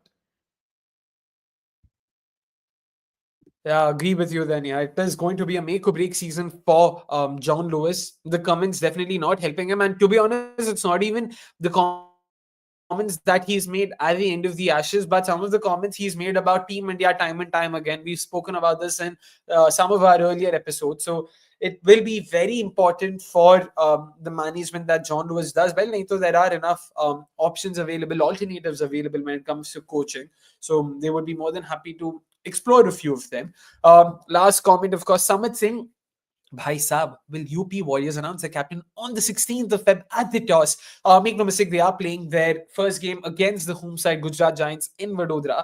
फिलहाल तो वैसे ही लगता है यार, मतलब पता नहीं 8 दिन बचा है मतलब उनके फर्स्ट गेम के लिए, 6 दिन बचा है टूर्नामेंट स्टार्ट होने में, 5 दिन बचा है टूर्नामेंट का ओपनिंग सेरेमनी होने में. I have no clue. I genuinely have no clue, Samit. Let's hope at least internally they know who it's going to be and they're just delaying the announcement. Baki to hum kya hi bole. And SS98, we will be talking about your comment. Don't worry, we have seen that. We acknowledge it. Just give us some time. Jab us team ki bari aayegi, we will be talking about it. Us team ki bari aa chuki hai, by the way. It is the Mumbai Indians now. It is the time for us to talk about last year's losing playoff team. Is that how I would put it? Last year's third ranked team. Let me just put it that way. It'll be easier. Or the first season winners. That's probably even more easier. But yeah, the Mumbai Indians once again, not exactly the most active of sides at the WPL auction. They went for the just the one overseas buy, someone to replace Izzy Wong. They went ahead with who did they go ahead with? They went with Nadine de Klerk, and then of course they also brought in Akshata Maheshwari and Sanskriti Gupta, two very good names. Sanskriti Gupta, in fact, again another bowler I was very impressed with in the recently concluded Senior Women's ODI Trophy. But Neha, once again, let's start with your 11 for the Mumbai Indians. Kya lagta hai bhai? Are they going to win it yet again? Yeah, I mean, when I was conceptualizing my Mumbai Indians playing 11, really rated the side highly. Matlab, even the names that are not a part of this playing 11 definitely would, make their place had there been more options on this impact player rule. But just cutting to the chase, I mean, my playing 11 primarily has Hayley Matthews, opening the inning. She's been in superb touch right from that T20 World Cup, has been doing time and again, well for West Indies. And Yastika Bhatia as well, right? Coming off of an injury and did well in the challengers with some of her cameos. So it's at least given me good reasons of keeping her in the playing 11. Ahead of Kamalini, who's again coming in from a great under 19 World Cup. But is she WPL ready? I am not entirely sure. And Amelia Kerr comes in at number 3 for me, because in case there's like a loss of an early wicket, I think Amelia Kerr can really arrest the proceedings and ensure, that Mumbai Indians is in good stead. And Nat Silverbrunt again makes it at number 4 for me, another reliable middle order bat. I know number 3 and 4 में ज़्यादा अंतर नहीं है, but then Nat Silverbrunt at 4 gives me some amount of confidence. Again, in the women's Ashes, we did see her, come up with some of those timely knocks. Maybe she couldn't replicate the kind of form from her last Ashes, 2023 one, but still, gives me that sort of confidence. And obviously, Harmanpreet Kaur coming in at 5. I mean, that's the kind of position you'd want her to come in, and she can do her finisher job or whatever is expected of her in that situation, because the top order is, going to be the crux of their batting effort. And Sajna, I mean, she had to obviously make it into that playing 11 at number 6. I think she will be, given that designated finisher sort of a role. It's impossible to forget her last ball 6, to kind of kickstart proceedings and a win for Mumbai Indians last season. So excited to see how she kind of fares. And yeah, the rest of the playing 11 as well. Wait, graphic just disappeared. Okay. So the rest of the playing 11 as well has, for me, Pooja Vastrakar. Okay, this is UP Warriorz, lol. So yeah, I'll just continue with my playing 11. So Pooja Vastrakar was, going to be the next one after Sajna. Again, there have been some injury concerns for her as well. I think someone in the chat also kind of alluded to her injury concerns, but I think she is like fully fit and hopefully will kind of play for them as well. Another interesting call, I'd say, for myself is slotting in Nadine de Klerk in place of Shabnam Ismail, because I feel Nadine de Klerk really offers a lot with the bat, does a great chunk with the ball as well. And I kind of wanted her to be there in the playing 11, at least for the first few games, and then probably bring in Shabnam Ismail, based on the conditions. So that was one of the things. And yeah, I've also included Akshata Maheshwari. She plays for Rajasthan in the domestic side of things. Really love, the kind of run up she has, the pace and everything makes her such an interesting and enticing prospect. Time and again, we've seen how Mumbai Indians has done wonders, with their scouting and getting the right sort of players. So Akshata Maheshwari made it into my playing 11. I didn't even have to think twice about it. And Sanskriti Gupta, another player from Madhya Pradesh, was a part of Madhya Pradesh's senior women's one-day trophy squad as well, the championship-winning team. Amazing spinner, and has given me a lot of reasons, to be excited about her, the kind of talent she brings in. And last but not the least was going to be Saika Ishak. We've seen her right from season 1, kind of do her magic with the ball. So yeah, I think this is how my Mumbai Indians playing 11 kind of stacks up. And yeah, I think they look really, really strong. And some players don't just make their presence in the playing 11 because playing 11 hai, but each of them have the capacity to, add value and make a difference. So much excited for this Mumbai Indians unit. Yeah, I mean, the kind of domestic options they have, they're definitely ones to watch out for. It's just unfortunate that they have too many big names who end up winning the games by themselves, which means मतलब वो opportunity नहीं मिलता दूसरे लोगों को उतना अपना what do you say? How do you call talent? What do you say for talent? ठीक है, जो भी अपना talent दिखाने का. So that's pretty much the only pet peeve I have. But again, it's a happy problem to have, to be honest. Coming to my 11, though, of course, with the Mumbai Indians, just a slight week. I have gone ahead with Shabnam Ismail. Barring that, for most parts, it is the same. I've gone ahead with Hayley Matthews, Yastika Bhatia, Nat Silverbrand, Millie Kerr, Harmanpreet Kaur, Pooja Vasrakar Sajna, Amanjot Kaur, Sanskriti Gupta, Saika Ishaq, and Shabnam Ismail. So just a couple of changes. Akshata Maheshwari misses out from my setup compared to Neha. I have gone ahead with Amanjot Kaur, a pace bowling all-rounder, once again an option they'd be more than happy to include in the 11 because they would want Shabnam Ismail. You cannot not have Shabnam Ismail if she's a part of your setup. Just a gun pacer, has that X factor, can take wickets with the new ball. Just that pace alone is good enough to blow away some of these oppositions, especially in a country like India at a tournament like the WPL. It'll be a lot more easier for her. So expecting her to have a say. But yeah, lot of names that Neha mentioned. Akshata Maheshwari comes to mind. Kirtana Balakrishnan. It's so unfortunate that Kirtana Balakrishnan herself is not going to get a lot of games for the Mumbai Indians at the WPL because she deserves it. She completely deserves it.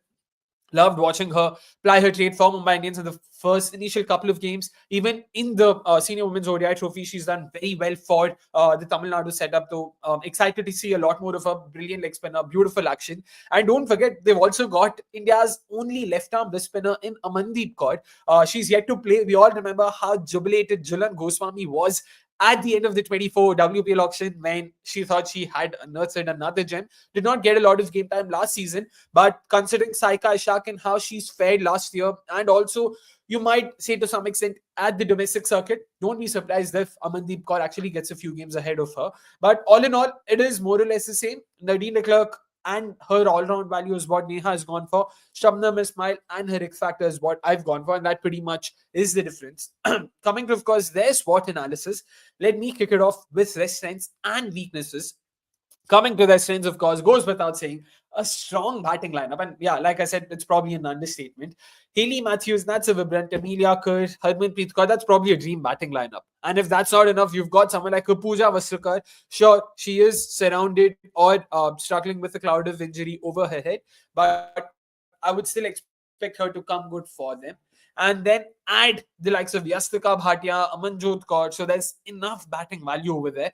Just their main batters alone have contributed to most of their performances. So they will be hoping for something similar to happen this time around. And then the domestic pick, some of the talents they've gone for, yeah, like we spoke about earlier, Akshata Maheshwari, Sanskriti Gupta, Saika Ishaq in the first season. There's Amanjot Kaur. There's also this time around, who is the name I was thinking of? Kirtana Balakrishnan, of course, once again. So Kamalini, we haven't even mentioned her name. 1.6 crores for her is what Mumbai Indians shelled out. So should Yastika Bhatia not be available, expect her to be a part of the setup as well. So yeah, very excited to see how they stack up on that front. And then all-rounders, man. Gun all-rounders, not even powerful, just gun all-rounders. Hayley with the ball, Nat with the ball, Mealy with the ball. Like, agar bat ke saath nahi chalenge, to ball ke saath chal denge, nahi to field pe bhi hai. So it's just, yeah, too many solid gun options. So if it's one of those, like my mind goes back to what they used to say about the Aussie men's team in the 70s. If Thompson doesn't get you, Lily will. If Lily doesn't get you, then whoever else is that, he'll get you. So similar like that. If Hayley doesn't get you, Nat will. If Nat doesn't get you, Mealy will. If Mealy doesn't get you, Harman will. So it's going to be very difficult for the oppositions to plan against this batting lineup and then add their bowling value to it. It's just a fantastic attack that they have.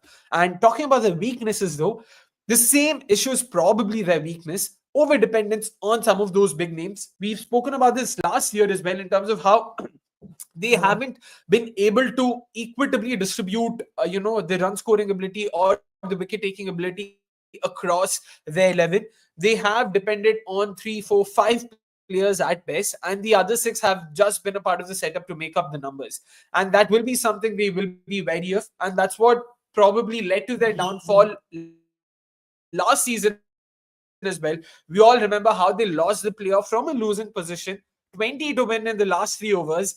And of course, RCB somehow managed to conjure up a victory there. So they will be wary of it, and they will want to make sure that this time around, this is as well just another point to mention. Oops, wrong graphic. Yeah. Domestic players not being informed. Harmanpreet Kaur herself, again, there's Amanjot Kaur not coming from the greatest of seasons in domestic cricket. Pooja Vastrakar, Yastika Bhatia, both coming from injury. Saika Ishaq not in the greatest of form. All in all, barring their overseas options, their domestic options on paper look solid, but current form ke basis pe agar dekhe, not looking so great. So it will be something they would want to mitigate and ensure they have solved for come the first game against the Delhi Capitals on the 15th of Feb. But talking about opportunities and threats, Neha, kya lagta hai? What are some of those pointers? Yeah, I mean, looking at the opportunities, I think the Harman chatter, right? For her, it's going to be a massive opportunity to kind of shut all her critics. Considering how India's performances have been at ICC events, a lot of people have been, kind of questioning her place in the squad, questioning her place as skipper, and all of that. So if she actually ends up having another great season with the bat for Mumbai Indians and as a captain, I think it would again, do a world of good for her own confidence as India heads into this home ODI World Cup. And if Mumbai Indians can actually go on to win, I think it would really be like a massive morale booster for her. And even with the bat here, last season we got to see some nice performances from her. If she can actually put in those as well, I think that would really help Mumbai Indians massively. And even just looking at the opportunity for developing those domestic talents, I think Mumbai Indians does a stellar work with scouting and getting the best sort of talent. So they will obviously leave no stone unturned in kind of developing and nurturing those domestic talents, and hopefully eventually kind of hope for them to even make a mark for themselves, right? I think in your playing 11, you did talk about Amandeep Kaur. Hopefully she gets opportunities. Kamalini as well, right? Coming off of that great under 19 World Cup. And even the domestic players I spoke about with the likes of Akshata Maheshwari and Sanskriti Gupta as well. All of them, right? They have the potential to really, do well, make a name for themselves. So I'm just kind of hoping that, they kind of capitalize on the opportunities they get and go on to make a mark. And just leveraging the Well threats part shot. of it. Yeah, and just leveraging the threats part of it as well. I think one would definitely be problems of plenty. Their playing 11 does seem very settled, and there are names that are on the sidelines, on the fence that you're kind of tempted to include, but then it's only 11 players you can. So I think Mumbai Indians will contend with problems of plenty. It's great problems to have, problems for abundance, always great to have. But then I think that's just the one thing that they would kind of want to factor in. And also the injury concerns to bigger players. This was a point that we spoke about last season as well. Say the likes of Haley Matthews, Amelia Kerr, Nat Brunt actually do end up getting injured, right? I mean, what would it do to the composition of the team? Do they have those sort of overseas options or India options that they can just immediately slot into the playing 11? Probably not, right? I mean, it's very rare, right? You'd have situations where sab log ko ek hi saath injury ho jayega, but a few tinkering with but even like a few like additions, deletions of that playing 11 could really upset the team composition. But I think these are threats that they will still, kind of find a way around. And with Charlotte Edwards at the helm, absolutely confident that they will kind of have a great season. And with Jhulan Goswami as well, who is, I think, quite literally handpicked and will nurture these domestic talents, Mumbai Indians is looking really, really strong. And hopefully, yeah, they can have a great season and kind of overcome all the upset, the disappointment of losing that eliminator to RCB by a very minuscule margin. Hopefully, not playing up in their minds a lot, and they come out, all guns blazing.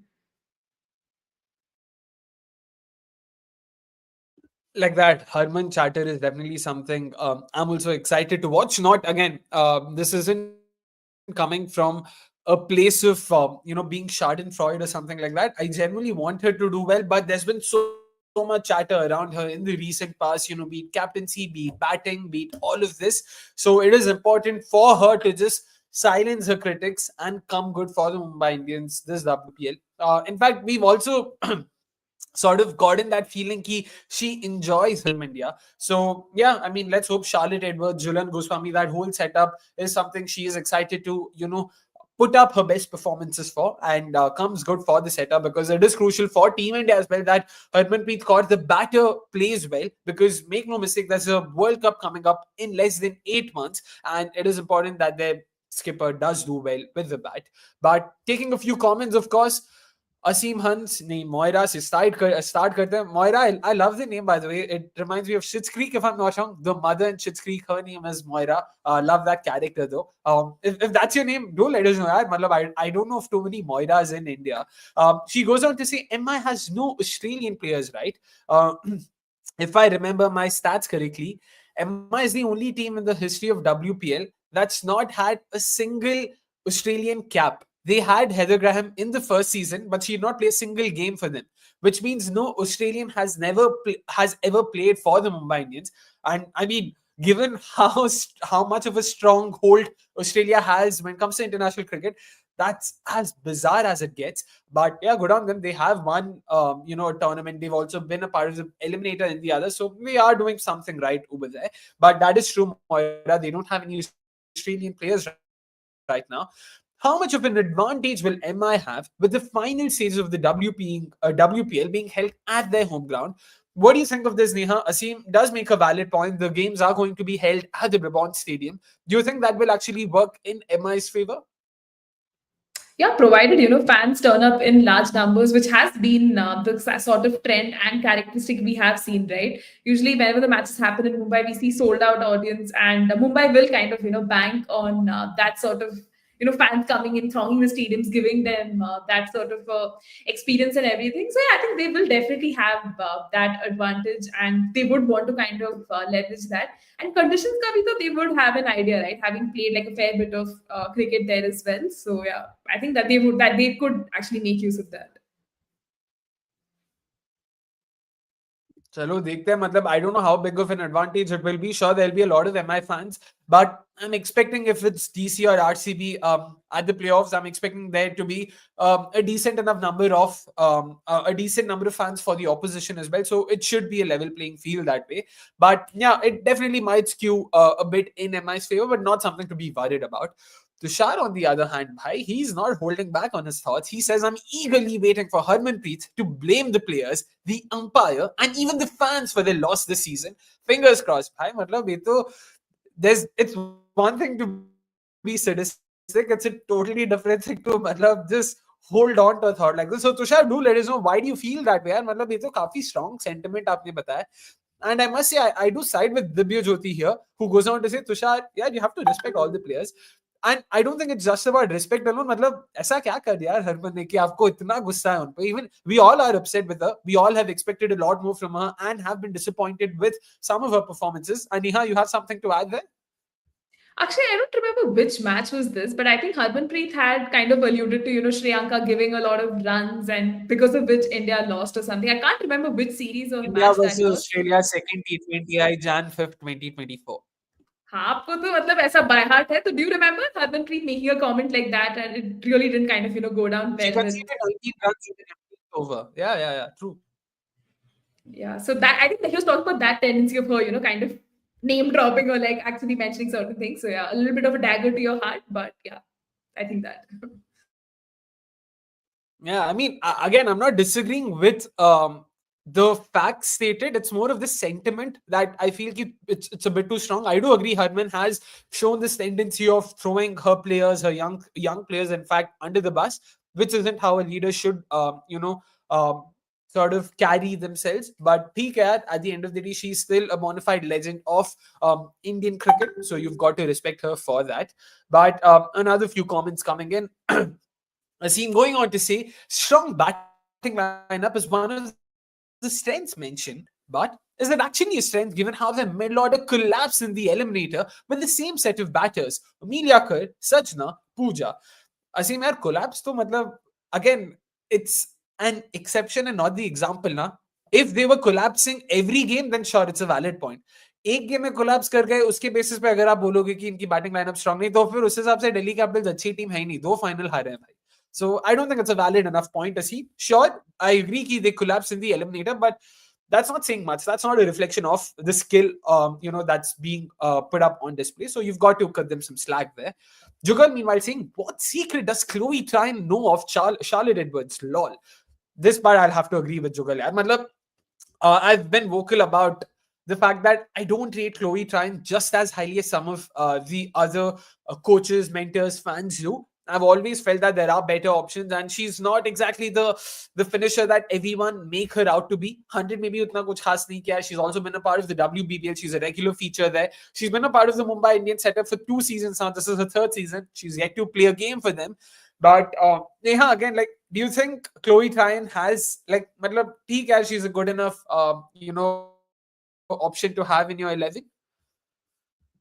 Chloe Tran again does not, directly make her place in that playing 11 form. She comes in as the backup. Say someone like a Nat Silver Brunt has to probably step out because her wife Catherine Silver Brunt is expecting. Agar wo thoda clash ho gaya, so I'd probably see that.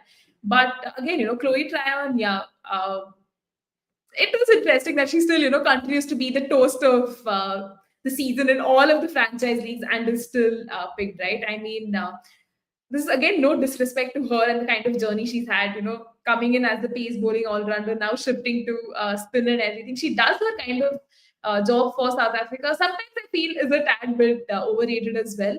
But I think she's definitely not a starter for Mumbai, but probably come in as a replacement, a little later in the season if needed. But Jugal clearly tongue-in-cheek comment there. I just have to say that. Yeah. But I must say, it takes a lot to get out a statement or bring out a statement from Neha. If Neha is saying someone is overrated, producer Saab, Vikas, let's just cut this out and put this up on social media. Neha has gone ahead and criticized the player. So that's saying something, to be honest. But I do agree with the sentiment that I don't think she is good enough. I'll be blunt about it. There are much better options available that they can go for. But they've stuck with her and they've not even played her. So I don't know what to make of it. तो चलता है जब तक चलता है.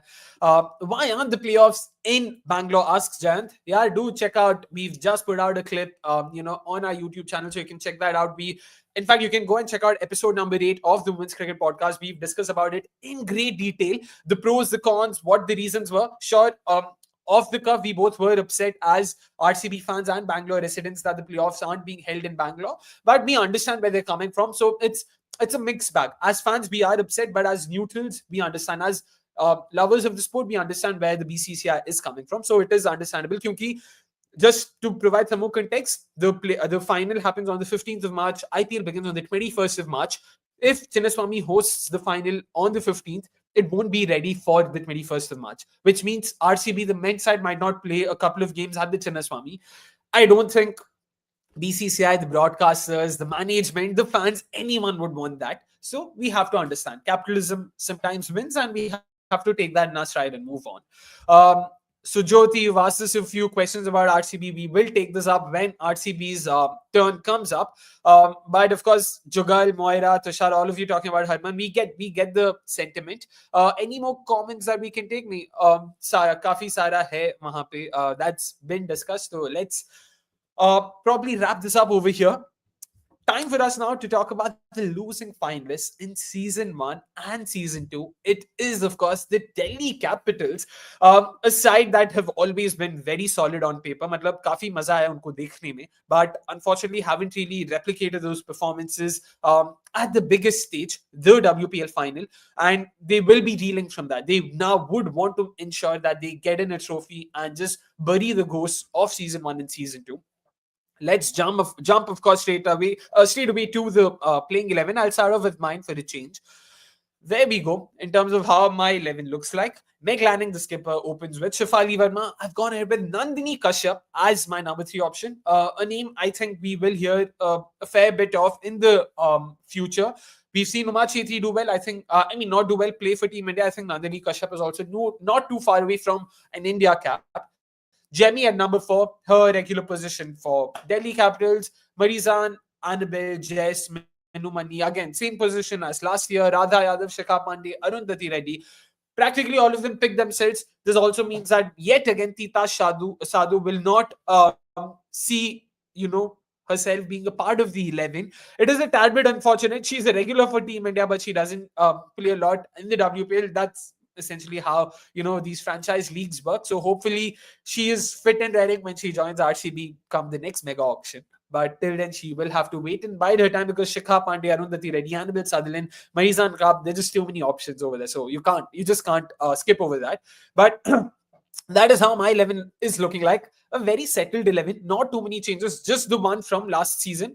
At the auction as well, they were fairly silent. They just placed a few bids for Prema Rawat. They were the losing bidders for her when RCB purchased her for 1.1. They were the losing bidders at 1. Barring that, they did not really bid extremely highly for anyone. Nandini Kashyap being one of the names to watch out for, and they got her at her base price, which was a steal in all our eyes. But coming to Neha's 11 though, Neha has a different thought when it comes to their 11. Neha, kyun bhai? Arey nahi, Akshay. I think it's not very different from yours. I think I had Sarah Bryce come in place of Nandini Kashyap. But again, I think my playing 11 is very similar to yours. Nandini Kashyap for me again is still kind of untested at the highest level. Have seen her do wonders at the domestic level. Was as recently selected for the Indian team as well. Unfortunately, didn't get to make a mark there. But then again, I've tried to keep my Delhi Capitals playing 11 very similar. And kind of retain that core from the last season.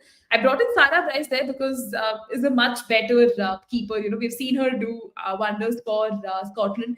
Adds a little bit of value there with the bat as well, as opposed to last season where we saw Tanya Bhatia literally just not being utilized at all, or coming in at 8 and everything, which is probably not the most ideal thing. But then. Again, for me, it looks like a very settled Delhi Capitals playing 11. Hopefully, this time around, they can go the extra mile and lay their hands in the trophy. Even Meg Lanning, right? She doesn't have the pressures and all of that of international cricket. So we'll see a fresh Meg Lanning come here. Some of her performances in the WNCL have been really good. So, she would definitely be raring to go and ensure that Delhi can eventually go the extra mile. And Shefali Verma too, right? Her domestic season has been stellar. So hoping she can also make a mark for herself. And I think just bringing in this discourse and going on a little bit of a tangent here, Pratika Rawal doesn't find herself in any WPL team. So if Shefali Verma ends up having this sort of a bumper WPL, it might give the selectors some reason to kind of consider her at least in the T20 side of things, and eventually that home World Cup as well. And even with Marizan Cup, is a stellar all-rounder. Hasn't had the greatest of the months when we look at her performances of the last part of 2024 as opposed to her performances from 2021 to 2023. So hopefully she can come in good as well. And with Jemima Rodriguez and Annabelle Sutherland, they offer a lot to that batting lineup as well. Hopefully they can get in those runs. And with Minu Mani as well, right? We've seen her excel as a fielder, quality which has kind of eluded the senior women's Indian team. But hopefully, she can also contribute with the bat and ball. Jess Jonathan too, man. After all the Australia snubs, I think will be raring to go and make a mark here. I think we can just literally call her a globe-trotting T20 cricketer at this point. And even with Arundhati Reddy, a lot for her to also kind of prove and just remind and shake the selectors and be like, hey, I'm still here. I can kind of do my thing. Radha Yadav. I mean, you can just see, right? Delhi Capitals literally has batting till the end, and Shikha Pandey too, another brilliant addition to the side. Exactly, as we have been talking about, Delhi Capitals score remains the same, and hopefully they can just kind of extend that sort of a dominance and go all the way. So yeah, I mean that at least that's my thoughts on this playing 11, and let's see how they kind of fare in this season. I mean, yeah, it is the same for most parts, like you said. Just the one change, Nandini Kashyap is who I've gone for as their designated keeper. Sarah Bryce is who you've gone for as their designated keeper. Either ways, I think they have an upgrade ready, and I'm happy to see that because first 2 seasons, it was like they were playing with 10 players and a wicket keeper. And that was a tad bit unfortunate because I feel agar thoda sa bhi zyada value, batting value unke keeper se mil jata, they would have crossed the line in at least one of the 2 seasons, if not both. So good to see that they have been able to rectify that this time around. Speaking about the SWOT though, wo dekhne thoda kya lagta hai. Neha, thoughts on the strengths and weaknesses? Yeah, I mean, looking at the strengths, one of the things that Delhi will be really, really happy about is the fact that they have a settled core. I think the very fact that our playing 11 hasn't changed a lot from the last season goes on to show, right? They really trust their players to kind of deliver and do their job. So settled core is something that will really keep them also, confident and have some belief in their abilities as they head into this season as well. And enviable batting depth. I think this absolutely goes without saying. I think both of our playing 11s had batting at least up to 7 or 8, which is something not a lot of teams can really boast of. I think Delhi would still, kind of factor in all of the times they've had this collapses or they've not been able to cross the line. But they're anomalies. They're not something that happens all the time. Delhi still has the credit of, always topping the table and, marking their attendance in that finals and being the first team to always qualify, right? So that enviable batting depth really holds them in good stead. And just looking at that bowling attack as well, it's just so well rounded, right? I mean, you have the likes of Shrika Pandey, uh, Radha Yadav, Arundhati Reddy, Minu Mani. These are bowlers who will deliver on every single day. And then you also have the likes of Marizan Kaap, Annabelle Sutherland, who can contribute with the ball. And Shefali Verma too, man, can give you a few overs here and there with Minu Mani. So it just gives them so many options to experiment with. So I think that is something which would, again, keep them a very confident unit and above other teams as well. So having that sort of, bowling attack is, again, very enviable, and not a lot of teams can actually boast of that. But also factoring in the weaknesses, right? One of the things definitely has to be the fragile lower middle order. As much as we say, itne zyada batting options hai, batting depth hai, but then if they end up losing those wickets up front, say the likes of Meg Lanning, Shefali Verma, Marzan Kaap and Jemima Rodriguez, a lot of pressure will fall on that lower middle order to kind of bail them out of trouble. I think they may not find themselves in a lot of situations where the lower middle order will have to come to the party, but in those tight matches, pressure situations, if they find themselves in that situations, can the likes of Annabelle Sutherland, Sarah Bryce and Minu Mani kind of do the job is something which will really have to be tested. And I think one of the weaknesses that we've also kind of collectively come up with is the lack of spin options. I know Radha Yadav has done really well. We can give her credits for her T20 bowling credentials and everything. But say she has a lean day, and even Jess Jonathan can't really contribute. Who are the other spin options you're looking at? Will Shefali Verma contribute a little? And that becomes a little bit of a concern. Even Minu Mani, right? Like I think we rate her more for her batting abilities as opposed to her bowling ability. So that spin, side of things gets a tad bit concerning, and we'll have to see, how they kind of navigate those waters. So yeah, I think these were about the weaknesses that I would like to focus on. Yeah. Yeah, a couple of very interesting points there, especially the fact that they have such a settled core, something we've been discussing even while talking about their 11. मतलब most names pick themselves. The only change arguably being the fact कि keeper आ गया, बस वही था और कुछ था नहीं वहाँ पे discuss करने के लिए. But I agree with you there on most fronts. Talking about some of their opportunities though, like we've been raving about, Tanya Bhatia will most likely not have to feature for them, and that in itself is an opportunity that they'll be hoping to explore. Again, no disrespect to her, she's a fantastic keeper, but as a batter, she was batting at number 11. When was the last time you saw a keeper batting at number 11? एक बार उनको मौका मिला when she had to score one run, just one run. एक ही run चाहिए था, and she somehow unfortunately managed to bottle that up. So which means we can see why Delhi Capitals are trying to look past her. And then Nandini Kashyap and Sarah Bryce, they've got two fantastic options. I know a couple of you have already spoken about how you would prefer Sarah Bryce over Nandini Kashyap, including Neha herself. My only reason with Nandini Kashyap being some of her numbers in the Challenger Trophy, that T20 Challenger Trophy, against the likes of Renuka Singh Thakur, Kranti Gaud, Arundhati Reddy, she's come good. That speaks volumes about the kind of talent we're talking about over there. She scored at a strike rate in excess of 140, at an average in excess of 30. So, hey, बहुत ज़्यादा potential hai, which is why I think she should start for them. Sarah Bryce, on the other hand, again, T20 numbers देख लो, 105, 106. I know unka recent WPL utna bura nahi tha from a strike rate perspective. She ended it at a strike rate of 125-ish. But again, average is just 20-21. At number 3, you would expect your batters to last a lot more longer. You're not a finisher. You are someone who needs to face at least 20 to 30 deliveries. Given that, and given the fact that this is happening in India, a place where Nandini Kashyap has played all her life and a place where Sarah Bryce is yet to play, so I think that also would probably give an edge to Nandini Kashyap over someone like a Sarah Bryce. But it's understandable if they go ahead with the latter. I'm not complaining. As long as they choose one of them ahead of Tanya Bhatia, I think they will be in good stead. Speaking of opportunities, though, another name that we will be keeping a keen eye on will be Shefali Verma, a name that that's been making the rounds in the last couple of months. Given that she's not featured in the West Indies series or the Ireland series, it means that they will. I mean, Shefali Verma will want to come good over here to ensure that she will be a part of the World Cup. Nahi to, matlab, it pretty much closes, the gates on that, because iske baad India सिर्फ एक Australia series खेलने वाला और एक England series खेलने वाला.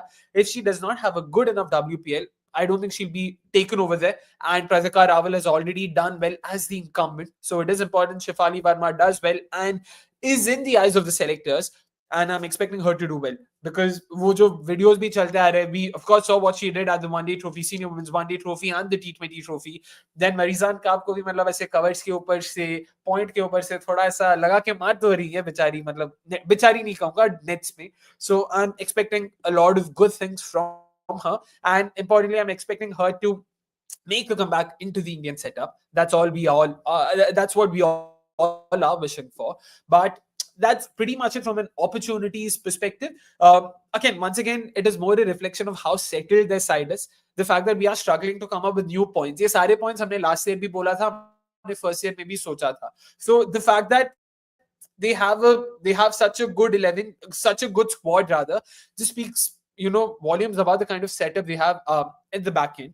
Then talking about the threads though, Meg Lanningstorm, I know Neha spoke about the WNCL and all of it, not had the greatest of seasons this time around at the WBPL. She's not played a lot of cricket since then.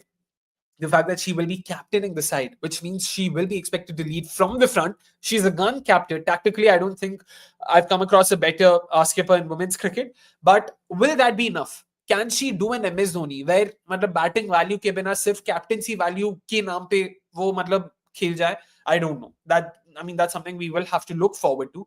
But it still is looking fairly strong. I would still back or trust Meg Lanning to come good. This might arguably be her last time around at the WPL as well, because this season ke baad, in all likelihood, there will be a mega auction as well, because एक नई team आएगी. So when that happens, more often than not, each side is given no more than 5 retentions.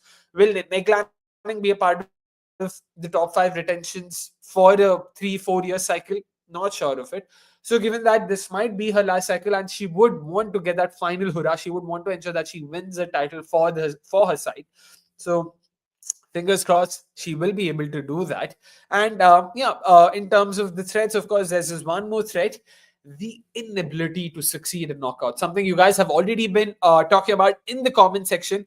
It's a tad bit unfortunate that despite having such a good squad, despite having all of their players playing in unison, gelling well and all of that, they've not been able to win a trophy. That's something that will be hurting them badly. So they would want to focus on that and ensure that they get that trophy home this time around. First 2 seasons, 2 good performances. They've been the losing finalists in both of them. Now it's all about just crossing that final hurdle. And do they have the squad? I do agree. I do think they do have that squad. We spoke about how that wicketkeeper, value, batting value from the wicketkeeper not coming in was hurting them. Now that they have been able to come up with upgrades for her, hopefully they will be able to do well, do much better, and win the trophy for the Delhi fans, for the management, importantly, because they all are due a trophy at this point in time. So that's that from Delhi SWOT analysis. And again, you guys can agree to disagree. You guys can let us know what you make of it. And of course, please, guys, hit the like button, hit the subscribe button. All of you watching on Twitter, please hop onto YouTube. यार बताओ हमें comments में, what do you make of our opinions? What do you make of the squads? What do you make of our playing 11s? Do you disagree? Do you think someone else should come in? Do you think Alice Capsey should feature? And Neha, who is the 6th overseas player of Delhi Capitals? That is Sarah Bryce. Of course, they've gone ahead with an associate player. But do you think both of them should feature? Do you think someone else should miss out? Feel free to talk about it. And in the meantime, let's take some of the comments there. Let us start ahead with kahan pe hai comments. Bhai sir, काफी सारे comments hai. We are very happy to see or make that statement over there. Mumbai Indians, Pratika Rawal, Delhi 11. Did you guys? Delhi team can't handle pressure, says cool insan reacts. भाई ये तो मतलब थोड़ा आप बहुत ही harsh हो रहे हो वहाँ पे. Thurab Makthop, meanwhile, saying Sarah Bryce ahead of Nandini Kashyap. Yeah, fair enough. Like I said, I don't think I'll be too upset if Sarah Bryce starts. Personally, I would still back Nandini Kashyap. That's pretty much it. But it's all right. I'd live with it. Hari Prasad, meanwhile, says it's very surprising how Meg, who's probably the most successful captain to have played the game, hasn't cracked the WPL yet, despite reaching 2 finals on the trot. I do agree. I think law of averages will favor her this time around. Should she make us her WPL final, you should see her come good for her side. And we did take Delhi team's comment. Did you know that Renuka has scored more runs than Tanya Bhatia in the WPL? Renuka has 6 runs while Tanya Bhatia has 5 runs. I've never seen a worse batter than Tanya in my life. A very spicy comment there, Ayush. Neha, do you want to engage in that and probably face the wrath of some fans? Yeah, matlab, I see where Ayush is coming from, because we have also been talking about how Tanya Bhatia kind of makes her place in the team on the basis of, being a specialist keeper and all of that. But Tanya Bhatia actually does well domestically, right? Plays for Punjab, and whenever, she gets those opportunities, she actually kind of makes it count, plays right at the top of the order there. Matlab, I don't know. It's a real disservice, telling something like this and just comparing it with the bowler. That's like saying, Pat Cummins and Josh Hazelwood have more runs than Virat Kohli in the series and all of that. But ऐसे थोड़ी ना compare कर सकते Oh, हो. But then, that's like saying Yasir Shah has more centuries in Australia than Virat Kohli between 2018 and 2024. My producer Saab is already riled up probably, but it is true. yeah. So, but again, guys, Tanya Bhatia is a very good keeper. I think that's why she continued being a part of that Delhi Capitals playing 11 in spite of not contributing a lot with bat, but a lot can be also attributed to how she came so low in that batting order and how much the team management didn't trust her. So वो भी थोड़ा factor in करना पड़ेगा and थोड़ा domestic का भी देख लो. Okay, I mean I know it's not a lot of runs, but then she was a part of the Indian team for a really long time, and her keeping is spoken about, and her keeping skills are spoken about very highly by a lot of players. So ऐसे उनको let's not water her achievements down with a comparison like this. Neha, when are you मतलब politics में कब घुस रही हो? Like it's बहुत अच्छी डिप्लोमेट हो, घुस ही जाओ एकदम. Like the fact that you were able to tread this line with the utmost ease, very impressed. But agree with you there. I'm not going to make a fool of myself and just add anything to that. Gaurav, meanwhile, sharing his 11: Shifali, Meg, Sara, Bryce, Jimmy, Marizan, Annabelle, Jonathan, Reddy, Minu Mani, Radha, Shikha. To all of this, I'll just say, Gaurav, A2 गौरव, साली तूने नंदिनी कश्यप का interview लिया था, याद है ना भाई? मतलब भाई आप तो कृपया ले लेते. मतलब मुझे लगा you will be in my support, but the fact that you've also gone ahead with Sarah Bryce makes me wonder if Sarah Bryce is going to start for the Delhi Capitals. But I'll still stand by my stance, and like I said, I'm fine with it. If Sarah Bryce starts also, I don't think it's too bad an option. So it's cool. It's perfectly fine, Gaurav. You don't have to worry about it. Cool Insan Reacts, meanwhile, goes on to justify his statement by saying Delhi fall apart in pressure. If you see the journey of Delhi, they either always win one-sided or collapse in a pressure situation, like the first match of the previous season and the finals. I'll also add the game against UP Warriors, the game that UP Warriors had to, win for them. 1 run to win with 1 ball, or 2 runs to win with 1 ball. Tanya Bhatia needed just the 1 run. There was 3 wickets in that final over. Meg Lanning was stunned. She was laughing at how they lost the game. I still remember, that still is etched in my memory. Meg Lanning and Annabelle Sutherland, they're stunned. So I agree. I understand where you're coming from, Cool and Sandiacs. But again, Meg Lanning is too good a skipper and too good a leader to not be able to come good this time around. So fingers crossed. Interesting that Pratika is being brought up here. Will her exclusion from the WPL hurt her chances to start in the World Cup this year if Shifali Verma performs well in the WPL? It may not be Pratika's fault, just recency bias. But Neha, just thoughts on this. If Shifali Verma does well, do you think she warrants a comeback? Or do you think Pratika Rawal, as the incumbent, has done enough to hold on to a spot come the England tour in June? No, in all fairness, Pratika has done enough to, kind of warrant her place in the squad, right? I mean, again, a lot of people will bring in ki, "Arey, haan, run score kiya versus West Indies versus Ireland and all of that." But she still has a lot to be proud of, right? For the kind of efforts she's put in. She has shown us the ability of being able to play that sort of a long game and to score, 444 runs in those 6 innings in her very Chotu ODI career still gives us a lot of hope that she has it in her to kind of be there. Shefali still is an option I would want to consider in the T20 side of things because she has done no wrong there and still has a lot to offer there. But in all fairness, Pratika deserves to hold her place in the squad. And just because Shefali ends up performing well in the WPL, that shouldn't serve as a recency bias, to kind of take her in that England tour as well. So wo thoda dekhna padega. And I think the real acid test for Pratika will be how she ends up performing in England. Although home World Cup hai, fir bhi, overseas conditions mein against tough opposition like England, how does she come through? So that I think will be a very big deciding factor when they choose the squad for the home World Cup. Yeah.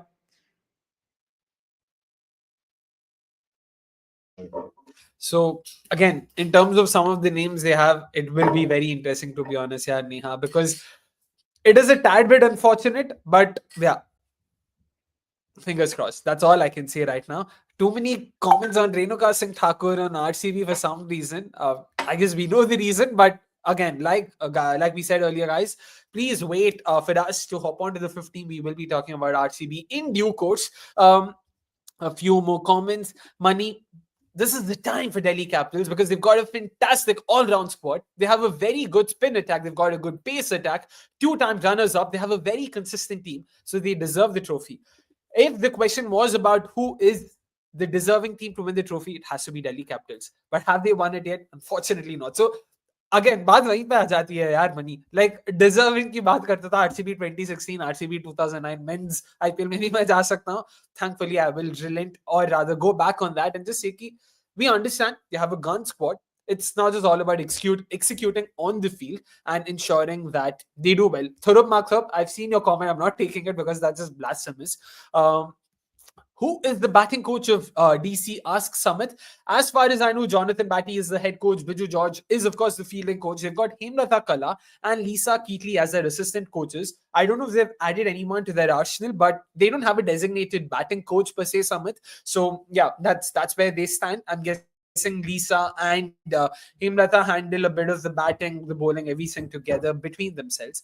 But dekhte kya hota hai. With Pratika Rawal, of course, Aseem, Ayush, Neha has already given her thoughts. If Shefali should make it, should Pratika be a part of it? So won't stress much on that once again.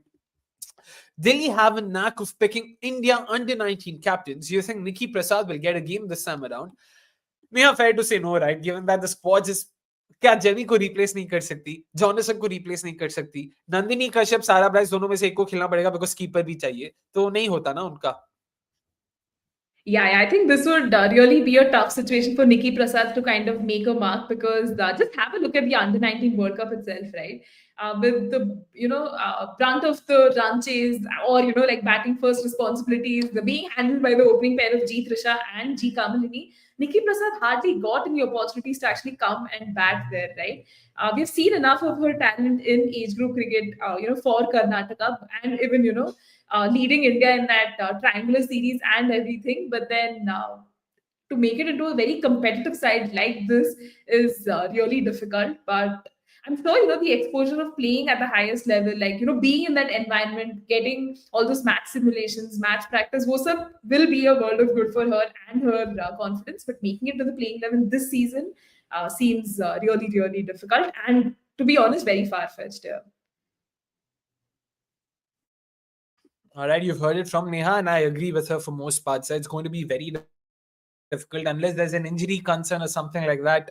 Nikki Prasad featuring for the Delhi Capitals will take a bit of time.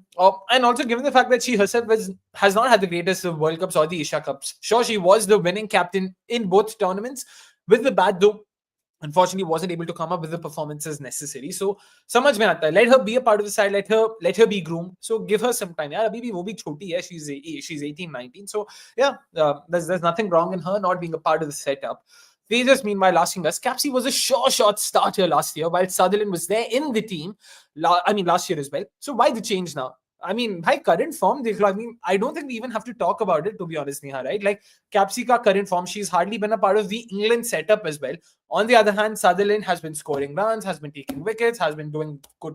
Has been excellent on the field. So, yeah, Tejas, it's more of a rhetorical at this point in time, to be honest, given their current form.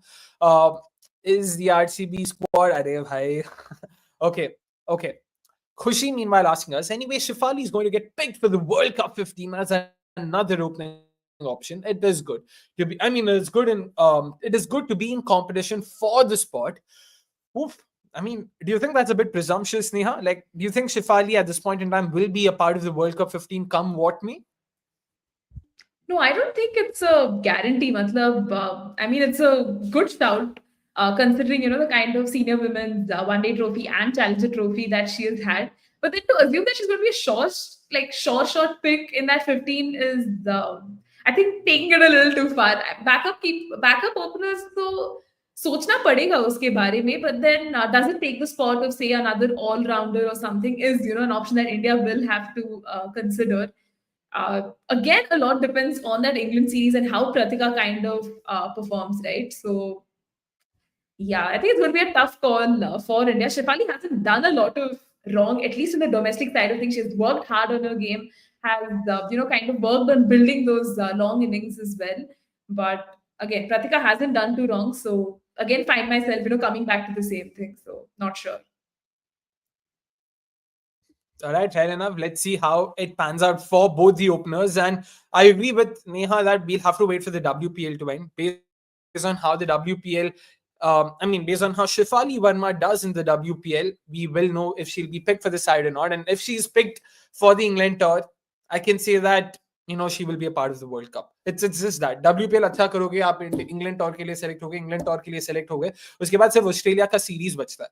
So yeah, there's not a lot of games remaining. So I think I won't be surprised if Shefali Verma does get picked, because I've always been of the opinion with Pratika Raval.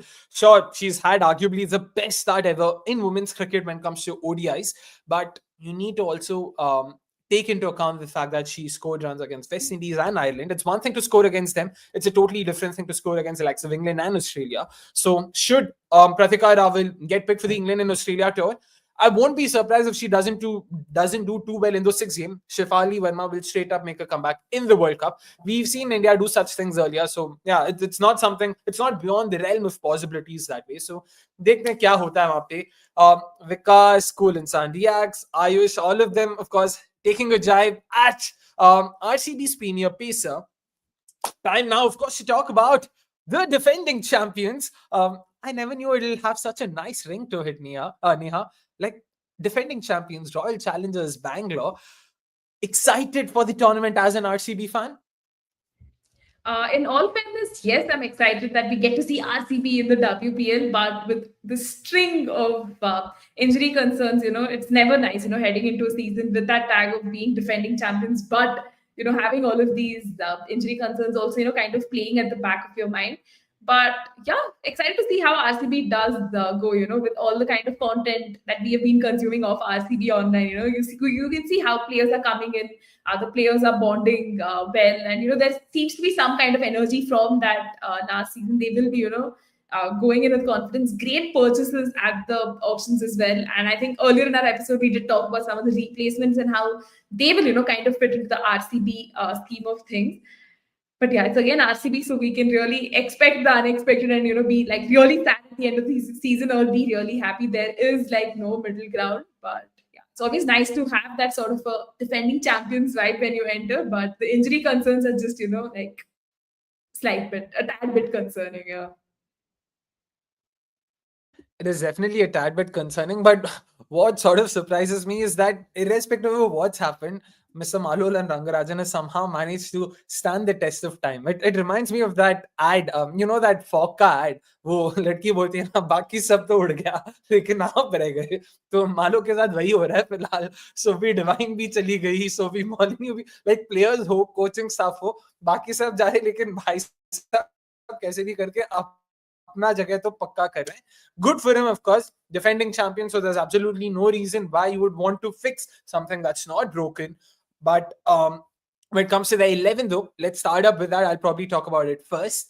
Smriti Mandana, Danny Whitehodge will be opening for RCB. Now, given Sophie Devine's absence, I think it's fair to assume that. Pehle to fir bhi thoda bahut shak tha, but this all but ensures that's going to happen.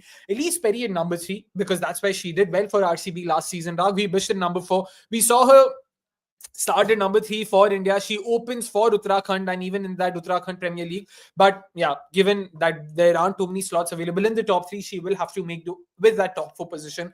Richa Ghosh at number 5, Kanika Hojai at number 6, Georgia Waterman number 7, Shriyanka Patil number 8, Asha Shobna, Kim Garth and Renuka Singh Thakur. Most names pick themselves. Last episode भी अगर किसी ने मुझसे RCB का best 11 पूछा होता ना, Joshita VJ would have been a part of it. The fact that she isn't just speaks about how much I rate Kim Garth. She is an excellent pace option. She's been in great form recently, and I absolutely love her bowling to bits. She gets seam movement off the surface. She gets swing movement off the air.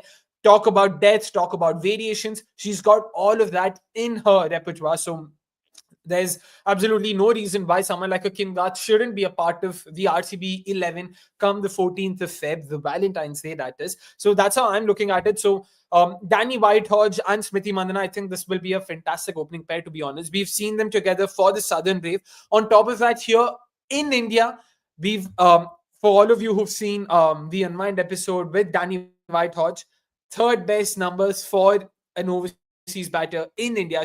She's got the most runs against spin for a batter in the history of T20I cricket. Talk about experience, talk about game against spin. She's got it all. And the fact that she will be paired up with someone like a Smriti Mandhana, who herself has not been able to entirely, solve that issue against off spinners. Someone like a Danny Whitehodge is the perfect partner to have. So अब बस compliment करो, strike rotate करो, Danny Whitehodge ma'am साहब सब संभाल लेगी. So I'm very excited to see that. And then Raghavi Bisht didn't do too badly in her T20I debut. We've spoken about her tendency to just stick to that narrow region between deep square leg and cow corner, not even long on for that matter. So I just hope कि मतलब RX Murli हो या Luke Williams ये थोड़ा बता दे कि यार range इतना नहीं होता, रेंज पूरा होता है, सर्कल आप 360 डिग्री खेल सकते हो, ये क्या 45 डिग्रीज में आप खेल रहे हो. So I hope that happens. And apart from that, the likes of Jagruvi Pawar, beautiful bowler, brings in a lovely loop, has that great drift. And then given the fact that Asha Shobna is all but ruled out, like I know a lot of you guys already asking, so I'll just address it. Asha Shobna मैंने include किया था as a starter if she was available. If she isn't, then Prema Rawat, of course, directly comes in. So I'm happy about the fact, like I said earlier as well, that RCB had the foresight. Ki boss, Asha Shobna has already been declared unfit for the West Indies series back then when the auctions happened on the 9th of December. So let us focus, on the 14th of December. So let us focus on bringing in a backup leg spinner. They shelled out 1.1 crores. And I know a lot of people, including myself, including Neha, spoke about how, 1.1 crores or 1.2 crores. Do you think that's a bit much for leg spinner? But now that Asha Shobna in all likelihood might not be featuring, it's just worked out well for RCB. So I'm happy about that. So should Asha Shobna not be available, Prema Rawat comes in. Shriyanka Patil will play her. Some of you had asked me at the top ki, she's not fit and all of it. Don't worry, she will be fit. She will be raring to go, and fingers crossed we will see her defend the title for RCB. So that is my 11 for the Royal Challengers Bengaluru. Neha, let's come to your 11. There we go. Yeah, Akshay, I think my playing 11, for RCB isn't very different from yours. And probably, just a little change with the batting order there. But Smriti Mandhana and Danny Whitehodge to open. Again, time and again, we've spoken in probably all of our podcast episodes about how great their synergy is. So no second thoughts about having them kind of open. And for me, Raghavi Bisht comes in at number 3 because primarily when she plays for Uttarakhand too, she sort of opens, and coming in at number 3 won't be like a massive step down. And I think she would really end up, excelling there, if given those opportunities, and can arrest a collapse if needed there at that position in case we lose one of our openers. And then obviously comes Elise Perry. I know there were a lot of speculations about that hip injury, her not being that active and in the ground during the women's ashes as well. But then Elise Perry will be a crucial cog for RCB's prospects this season around as well, with her batting and bowling abilities, absolutely taking nothing away from that. And Richa Ghosh being our probably only wicket keeper. I think in our SWOT analysis we will talk about how that lack of having a proper wicket keeping options beside Richa Ghosh will hopefully not come to bite back RCB, but let's see. And Kanika Ahuja as well. I think it's going to be a big season for her. A lot has been spoken about her, a lot has been written about her, and we've seen her, kind of perform well domestically as well. I hope this time around she can continue to give us, glimpses of that kind of promise she arrived with at the scene in 2023. And Georgia Barham again kind of makes it into my playing 11, coming off of a great WPL season, for Melbourne Renegades. And unfortunate that we don't see her compatriot Sophie Molyneux also being a part of the side. But then Georgia Barham is obviously a big value add to the side. And Shriyanka Patil too, right? Shriyanka Patil and Asha Shobna, I mean, both of them have had a massive injury layoff. Really miss seeing them in India colours.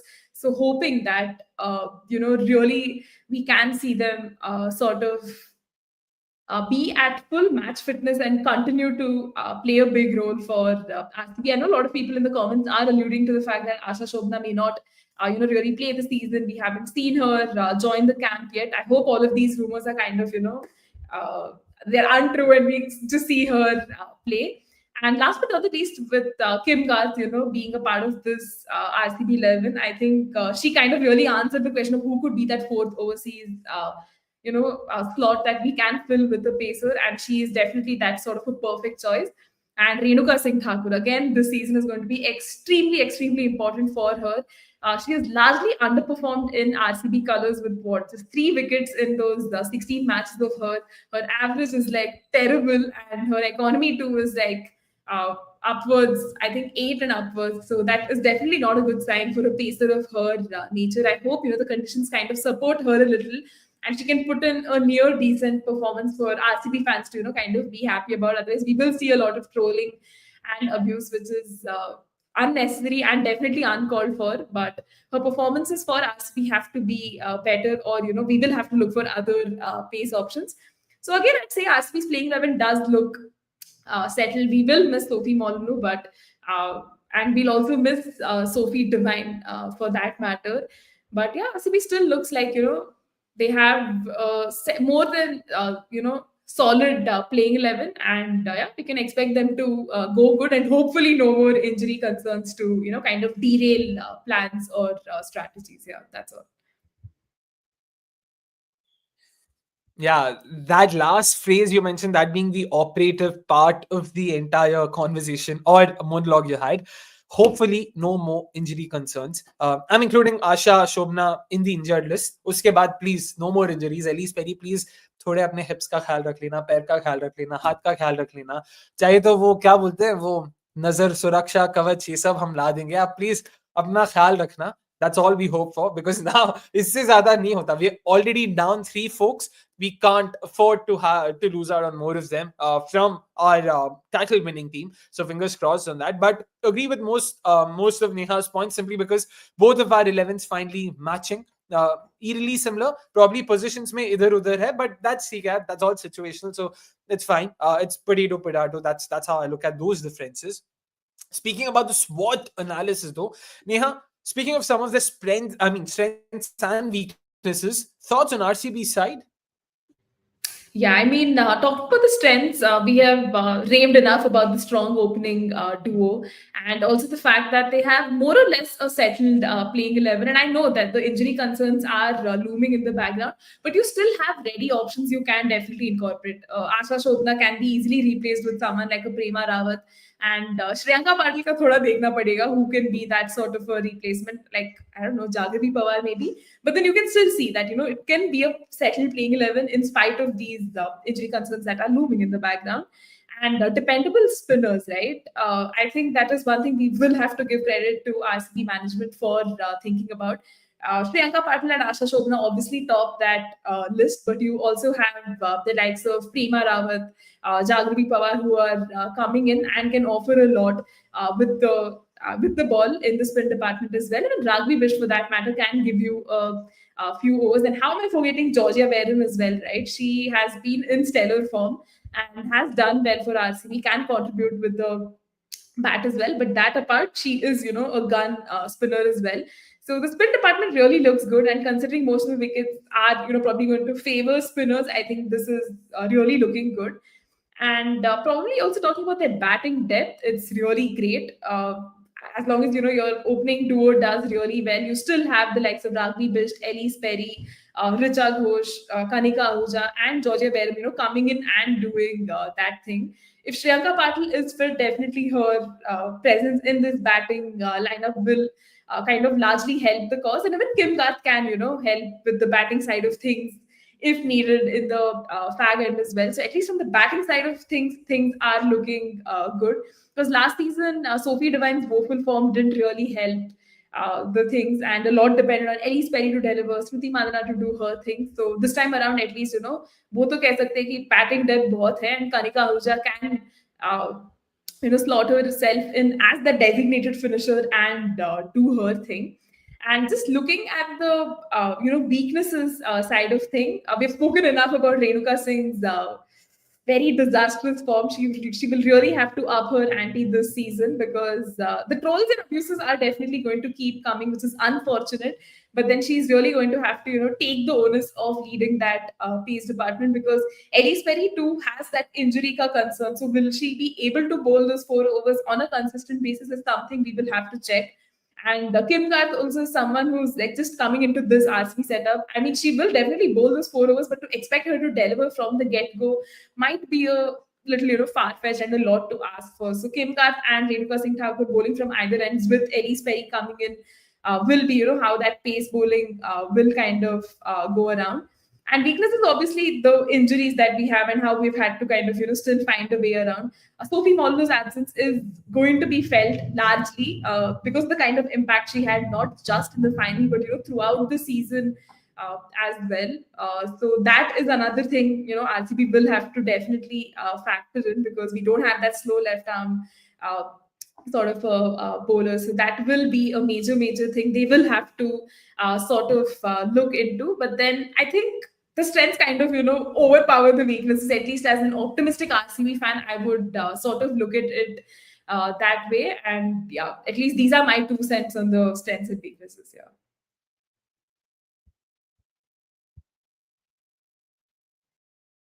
Almost spoke on mute there, but yeah, in terms of strengths and weaknesses, Neha and I once again on the same page there. Like I said, given how much we disagree on other points, I guess RCB is the unifying factor. So happy to say ki haan, Neha, same pinch. But yeah, agree with you. Renuka Singh Thakur, given that 3 wickets in the first 2 seasons, that's not what you want from your frontline pacer, from an option that you've paid 1.9 crores for. So fingers crossed that law of averages catches up and Renuka Singh Thakur has a brilliant season. 22 wickets in 10 games. That's what I'm hoping for. So fingers crossed on that. But lack of slow left-armers. I know Ekta Bisht is an option, but can't she feature in the RCB 11? It's going to be very difficult given some of the other options we have. So that's what makes it that much more trickier.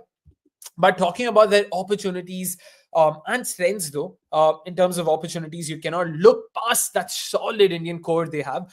The experience of Smriti Mandana, Renuka Singh Thakur, and to some extent even Richa Ghosh. Sure, she's a 21, but she's been a part of the Indian setup for the last 4 years. And then you add someone like a Kanika Ahuja, injury last season tha, but coming off of a great domestic season. Shriyanka Patil, again, injury se aa rahi hai, but we know, matlab, abhi she's in my head, she's a proven customer.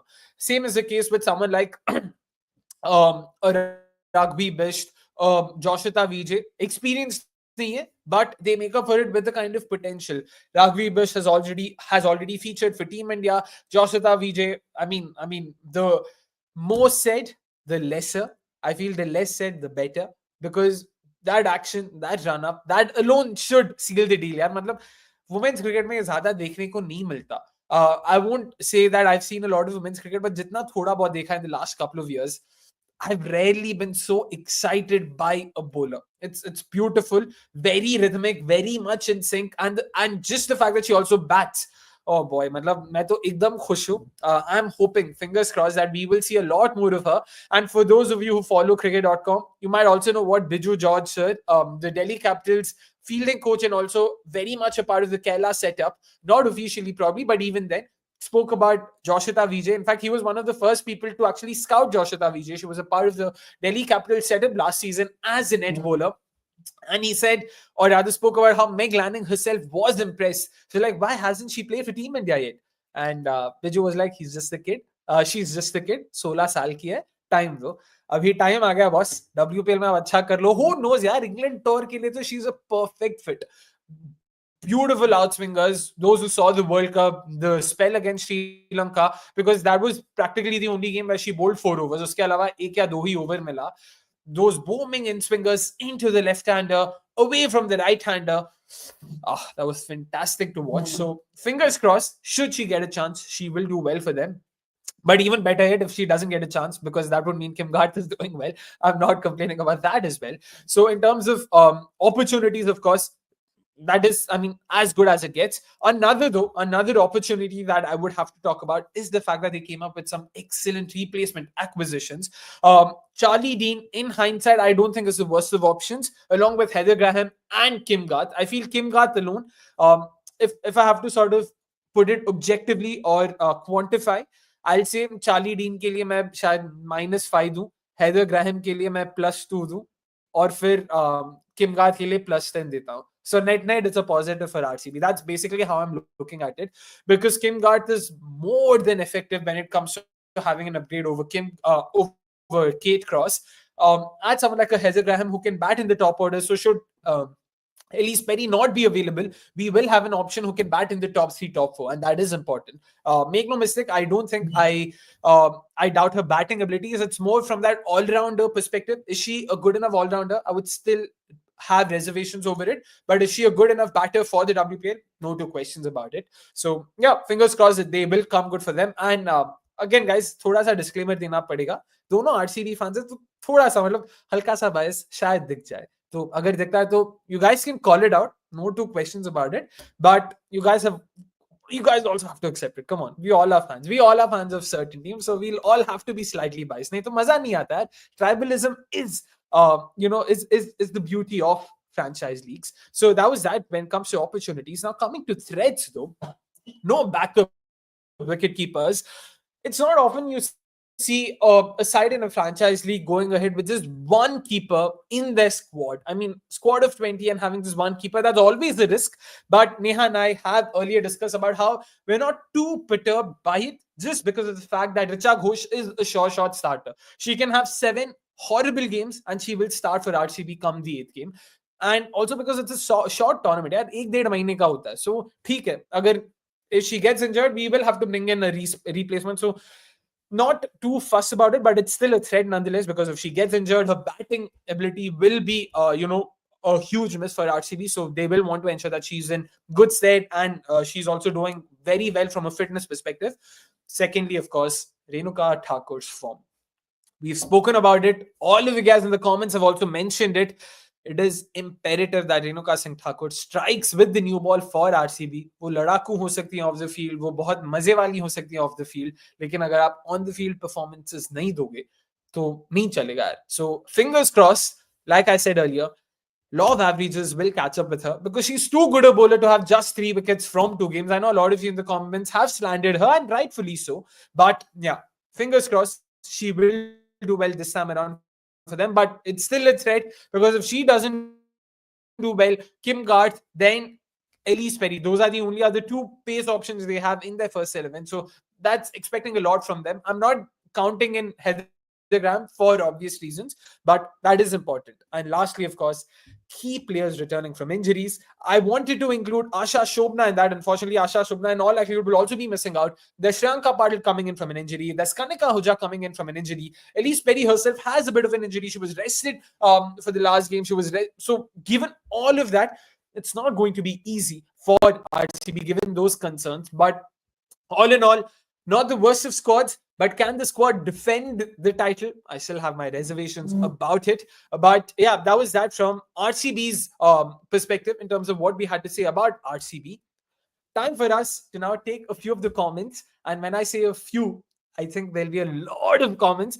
So, folks, let us do it. Let us put it this way, because we are already well past our usual time, our stipulated time. So, end में जो भी comments हैं हम वो लेते रहेंगे. तो आप end में डालते रहो. We've got no more than 7-8 minutes. We'll take up as many as possible, and then we'll have to bounce because Neha will have other commitments. If Neha doesn't, yours truly is not even available in the. थोड़ा अपने को भी sight seeing करना, तो please यार apologies in advance, but थोड़ा यार मतलब संभल लो. Next episode से Neha and I will be in the studio. We'll be talking about everything that you guys want us to talk about. थोड़ा सा आज just you'll have to bear with us. Talking about RCB. All right, RCB. Yes, there we go. Lee's response to Akshay on asking her to take care. I keep on reading the signs of my body. After all, hips don't lie. Oh, hey, Asim, hi. Matlab, someone's a Shakira fan. I don't know who it is. I am for sure. Let us know if you are as well.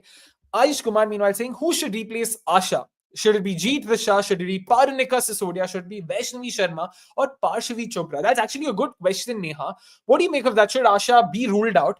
Do you think India should go ahead with some of their under 19 talents? I mean, should RCB go ahead with some of the India under 19 talents? Yeah, honestly, very tempted to have someone like a Parnika Sisodia or Vaishnavi Sharma, right? Vaishnavi Sharma is coming from a great under 19 World Cup, ending up with those 17 wickets, took a fight for a hat trick and everything. I mean, has been giving us such lovely signs of the kind of player she's eventually going to shape up to be. So, yeah. I think these are options we can definitely consider because Sophie Molnu bhi nahi hai. Apne weaknesses maybe we spoke about not having that sort of a slow left arm spinner, right? So these are options we can absolutely, definitely consider. But I think going with Jeet Risha for RCB may not be the best bet because where will you slot her in, right? And if you can't use the player even as a replacement, then it just seems like an investment that feels a little futile. So yeah, I will go with Vaishnavi or Parunika, yeah. I agree. I mean, I personally would probably go ahead with someone like a Parunika Sisodia. I've loved watching her bowl in the Asia Cup and the under 19 World Cup as well.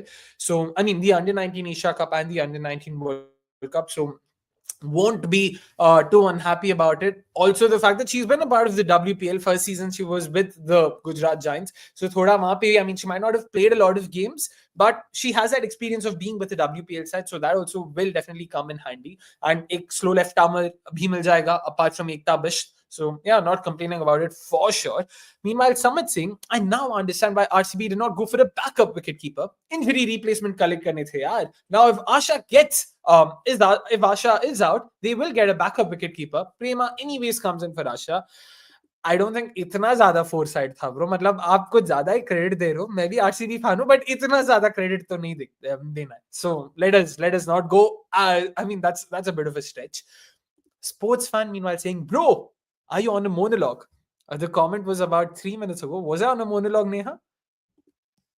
I don't know, matlab, you were talking about the opportunities and threats itna passionately. So, matlab, it is fair only, you know, if you're on a monologue also, no one's complaining, honestly. So, I mean, I hope it's a good thing and not a bad thing. Sports fan, do let us know. Tej is also meanwhile going on to say Ekta will play now as Asha won't play, or she will again have to sit out and Prema makes the cut. Also, how is Ekta as a spinner? How is Ekta as a spinner? Not too bad, but last year उन्होंने एक दो game खेला था, again 37, 38 years old. I would still pick Prema Rawat over Ekta Bisht. And Ekta is her skipper, right, at Uttarakhand, Neha? she is, So- and to talk about Ekta as a spinner too, right? She's actually been doing well consistently in the domestic circuit ever since she kind of fell out the radar from the Indian selection side of things, right? Domestically, she's actually been performing really well. Unfortunately, it doesn't translate to when she plays for the RCB or the WPL. The same happened even with Preeti Bose, right? I mean, she's doing really well in domestics, was picked by RCB with that sort of a foresight, but couldn't really translate. But if Ekta does get a chance, very confident she can go strong, yeah. All right, and speaking, of course, of replacements as well, Omkar going on to ask, will Jeet Risha replace Asha Shobna at RCB? She'll be a great option in number 3. Neha, what do you think? I think just talking about Jeet Risha, it will be very tempting to include someone like her, but then RCB has already so many batting options, right? So would we want a batter for a bowler? Might as well, invest in someone else. And the whole point of taking Ragvi was to, kind of give her this opportunity. So if you bring in Trisha, again, you're just making it a problem of plenty, and for what? Uh, recency bias थोड़ा है ही, but Trisha को थोड़ा time दो भाई. Next season आ रहा है WPL का. There will be more teams. She will get that opportunity. Still want to see, how all these under 19 players kind of perform at the under 23 level, at the A tours, and then eventually, kind of make a mark for themselves domestically and then the WPL. I think that pathway is important and not directly slot them into WPL teams. At least that's what I think. Yeah. Chalo. I mean, fair enough, to be honest, Jeet Risha, I think it'll be a touch too soon to bring her in to the WPL setup. And given that RCB have Ragvi Bish, so I think, hey, yaar, theek hai. मतलब manage तो कर सकता है, ऐसा नहीं कि options ही नहीं है. तो मेघना भी है, for what it's worth. She didn't do too badly. She was RCB's first half century in last season. So यार, मतलब कहीं पे तो बनता. I know, not exactly the most pleasant looking batters, but she was effective enough. So come on, थोड़ा तो credit बनता है. समद मीनवाइल सिंह, भाई आरसीबी कहीं तो अच्छा कर रही है, खुश हो जाओ, नहीं तो रोना है ही. आई मीन फेयर इनफ, वो भी बात तो सही है. Did you all know Smriti bribes Renuka for taking wickets? क्या है ये Neha? Like what's the context? I am sorry, I might have missed out on something here, because Renuka ने 3 विकेट लिया है. तो स्मृति दीदी थोड़ा जेब खाली करो और पैसे दो उनको. No, I think this is a reference to the latest series that India played, right? So usme Renuka performed really well, and spilling a little bit of beans, she did say, like Smriti ne bola tha ki thoda paisa waisa milega if I bowl well and everything, and that's how it kind of transpired. But I think it's not on a constant basis, right? Because ऐसे थोड़ी ना bribery से ही wickets कोई ले रहा है. So we're just hoping for her India performance to kind of translate to the RCB side of things as well, and yeah. Just fingers crossed, honestly. All right, fair enough. I agree with you on that front. I mean, जो भी चलता है, as long as wickets भी मिलता है, I don't mind that as well.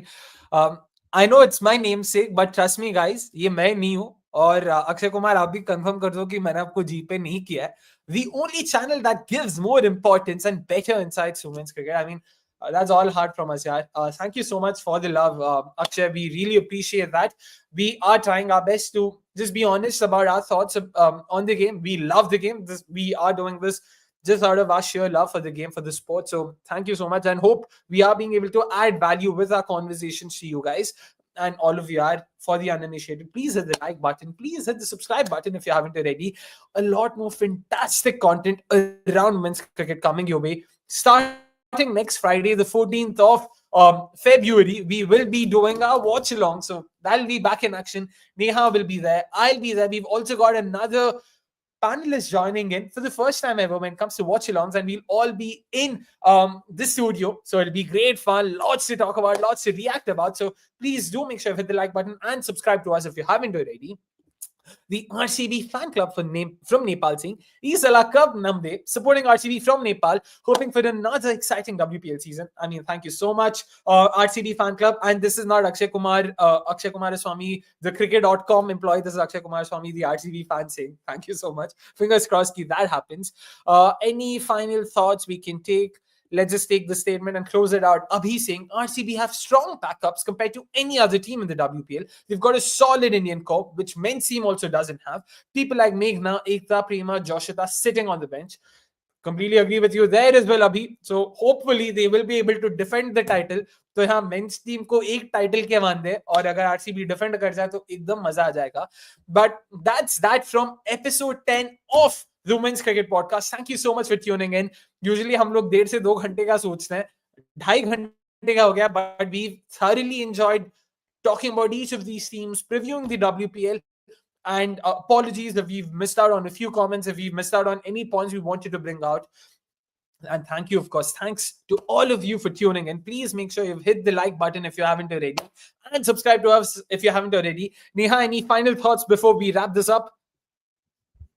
Yeah, actually, I mean, it was a great pleasure to, be a part of this conversation, and to have all of our viewers, share their lovely insights. It's always a great experience. And you're doing this all the way from Egypt, which really goes to show your passion for the women's game, and he was looking forward to a great WPL and a lot of episodes for the women's cricket podcast as well. So yeah, just really feeling grateful and humbled with all the support and love from everyone. So yeah, parting thoughts.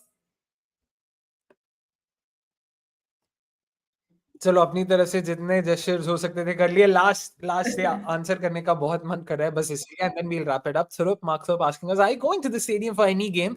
Neha, we have discussed this. We'll talk about this off air. There is definitely a plan. Hopefully, fingers crossed, we will be able to go to the stadium. I want to watch at least one game. यार RCB अगर चिन्नास्वामी में खेल गया यार, मतलब it's almost a disgrace if as an RCB fan we don't watch an RCB game at the Chinnaswamy. So fingers crossed, we are hoping to watch at least one game. So yeah, we will be going for it. अगर जाते हैं तो भाई बता देता आपको भी, आप भी आ जाओ, तो we'll do a live watch along there from the stadium. Until then, it's a goodbye from all of us. Thank you so much for tuning in once again. All of you folks who haven't hit the like button, please make sure you've hit the like button. We will be back on Monday, of course, with our 66th episode of the Monday Night Live, if I'm not wrong. Until then, a goodbye. Take care.